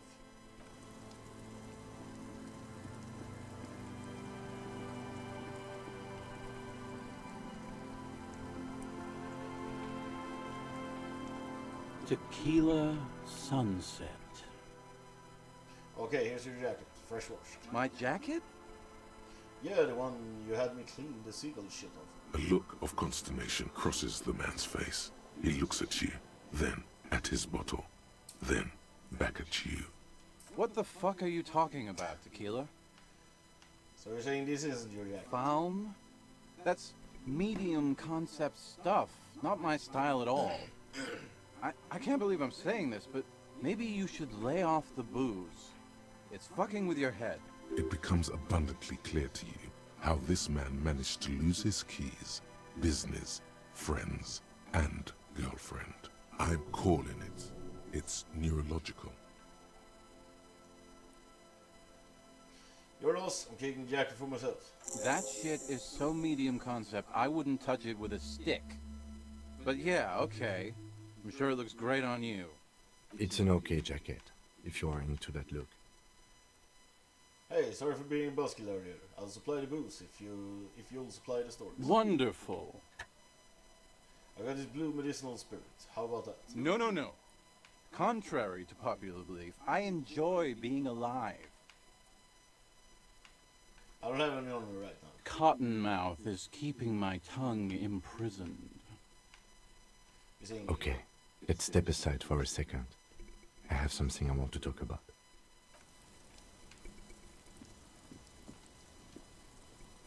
I've been meaning to have a little chat with you about your sense of style. My style? What about it? It's just, well, you look more like a high-flying businessman than a police officer. No, I just thought this was how professional people were supposed to be dressed. There's nothing wrong with it per se. It's just a little much. You know the expression, the clothes make the man? The right outfit in the right situation can make all the difference in the world. Okay, Nod, you're a short-dressed man. We could be style buddies. Let's not get ahead of ourselves, detective. A warm smile. Anyway, we should probably get back to...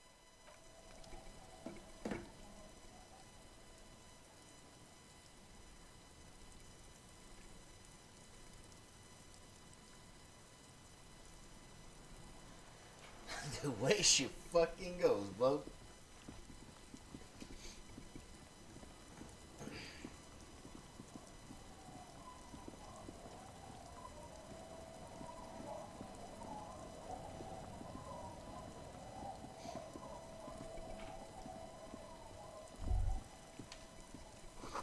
Seems the walker was either very confused or drunk out of his mind.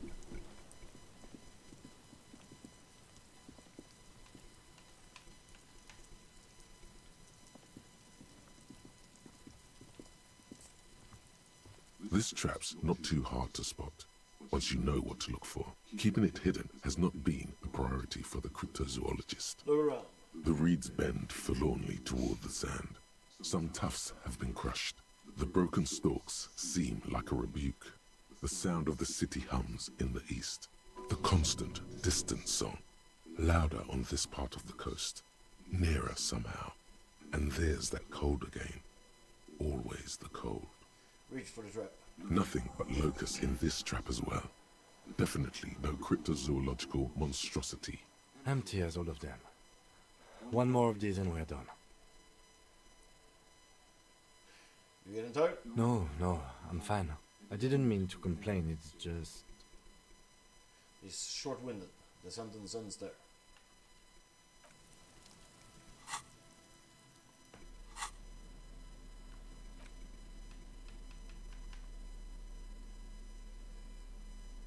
Pain threshold, half-light. Minus draw. Sweat like a pig, eh?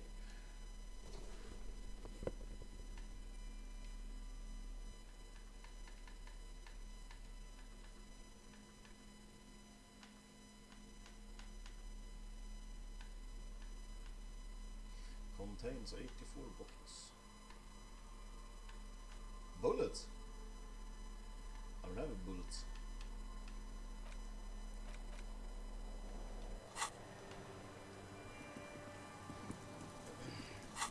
Where's the last one?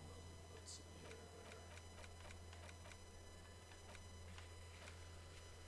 here. Shoot trap near the boathouse, west of the Feld building.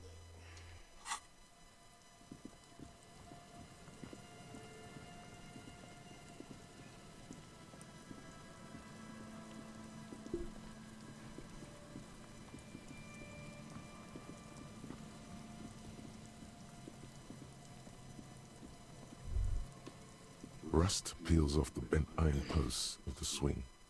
The wind whistles through the skeleton of the small house behind you. There's desolation everywhere. What happened here? In this yard? The lieutenant looks at the small building. A flock of greyish swallows takes off in the distance. He's assessing the situation. How long ago was it abandoned? Someone thought they could have a summer house in a bloc obscur, for cheap. It didn't work out. They abandoned it about a decade ago. Wait, what's a block obscure? A black bloc. A part of the city left unrenovated after the war. Or one that has fallen to gang violence. Or has become inhospitable in some other way. On aerial photos, block obscures look like dark squares, hence their name. So this part of the coast is a block obscure? Practically, it's not an official term in any way, but look around. No sewage, broken power lines, crime, drunks. Life is tough in the blocks. It's no place to build a summer house.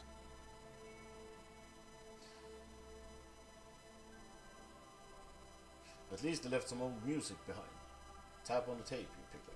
Yes, and you picked it up as part of the Jamrock Shuffle. It gives you a weary smile. It's not meant as nagging, just an observation. We should move. I don't think we will solve the murder with forays into the urban hinterland, at least in this phase of the investigation.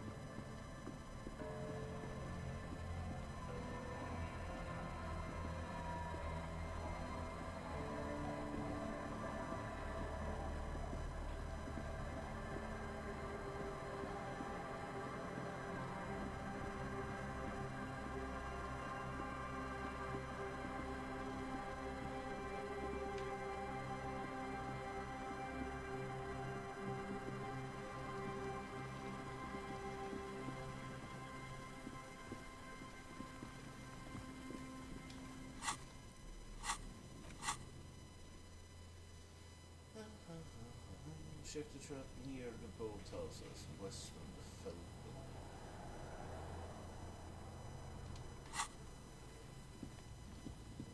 Yeah, okay, notice.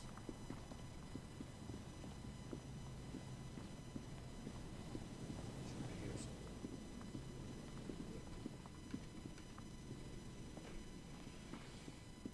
It takes you a moment, but finally you spot the last of Morel's traps. This one's partially obscured by the reeds. Look around. Behind you, the ruins of a residential building rise over the reeds, shielding them from the wind. The reeds rustle confidently. When this district was booming, the reeds were kept at bay. Nothing obscured the freshly painted facades. Nowhere for drunks and adventurous teenagers to hide. Now only the wind blows. Reach for the trap. The trap feels light and silent as you pick it up. Something is different here. Look closer. No locust. No phasmid either, but still. Look closer still. Well, the bait worked on something. This doesn't mean it was a reed monster, though. Unless you see one in there. I just see an empty trap. Yeah, it probably wasn't the Phasmid, but still, Morel needs to know. We did sort of promise to tell them, didn't we? He seems to regret the fact.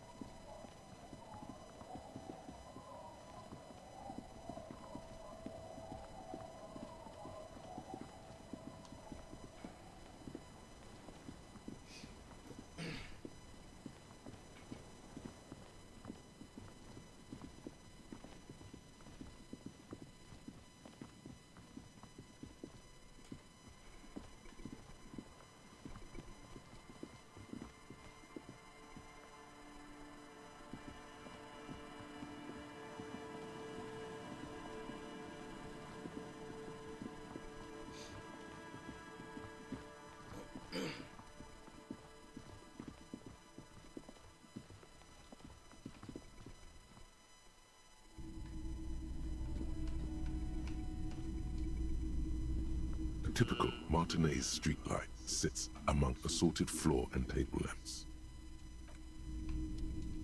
The boomboxes wait on the shelves, and your boombox, that gold and amber Harmon Waushi, stares at you longingly with its tape reel eyes. I want to buy that boombox. And here you are. Quality sound reproduction on the go. It'll play anything, wherever. Turn any tape into a conversation of sounds and shapes.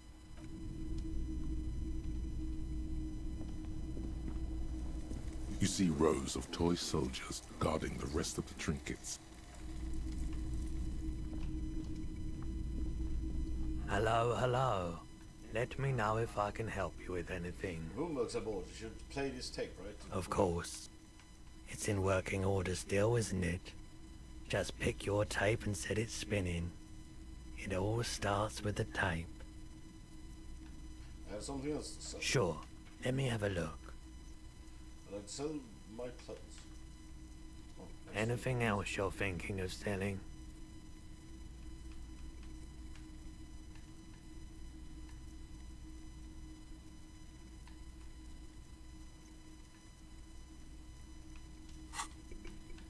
I'd like to sell more clothes. I'm not purchasing any more clothing at the moment.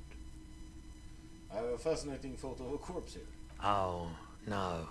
I don't like those kinds of objects. No sale. He barely even looks at it. Do you know what the tattoo is? A photic path, counter-radiance network, anti-magnetism. It's darkness. That's all I know. Sell me something lighter. You have absolutely no idea what aphotic baths are, but the tattoos on the man are not that. Another time, perhaps.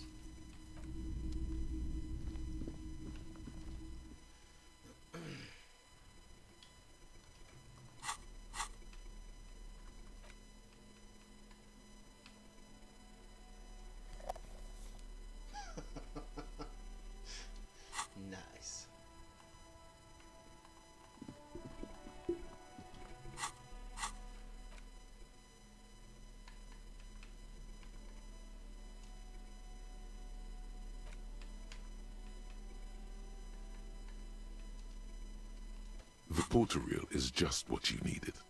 The reel's attached to the apparatus with a satisfying click. The tape is routed behind the magnetic reader. Let's play on tape.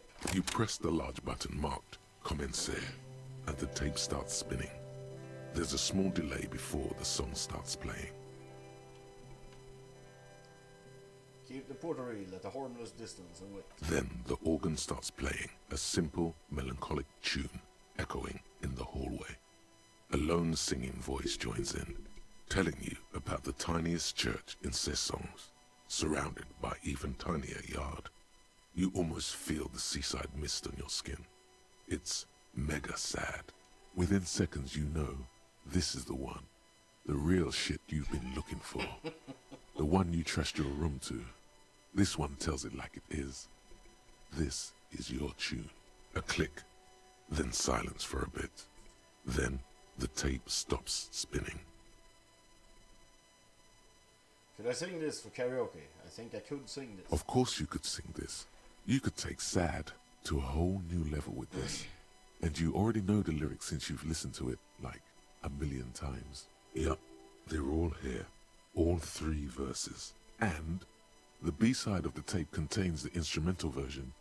It's like the world itself is telling you to do it. Only one obstacle stands on your way. Nothing can stop me now. Gart. You have to convince Gart to let you sing karaoke in the whirling. After you've won him over, you can express yourself. Let the pain out. Make everyone understand. The lieutenant looks at you as you remove the tape from the boombox. He doesn't say anything.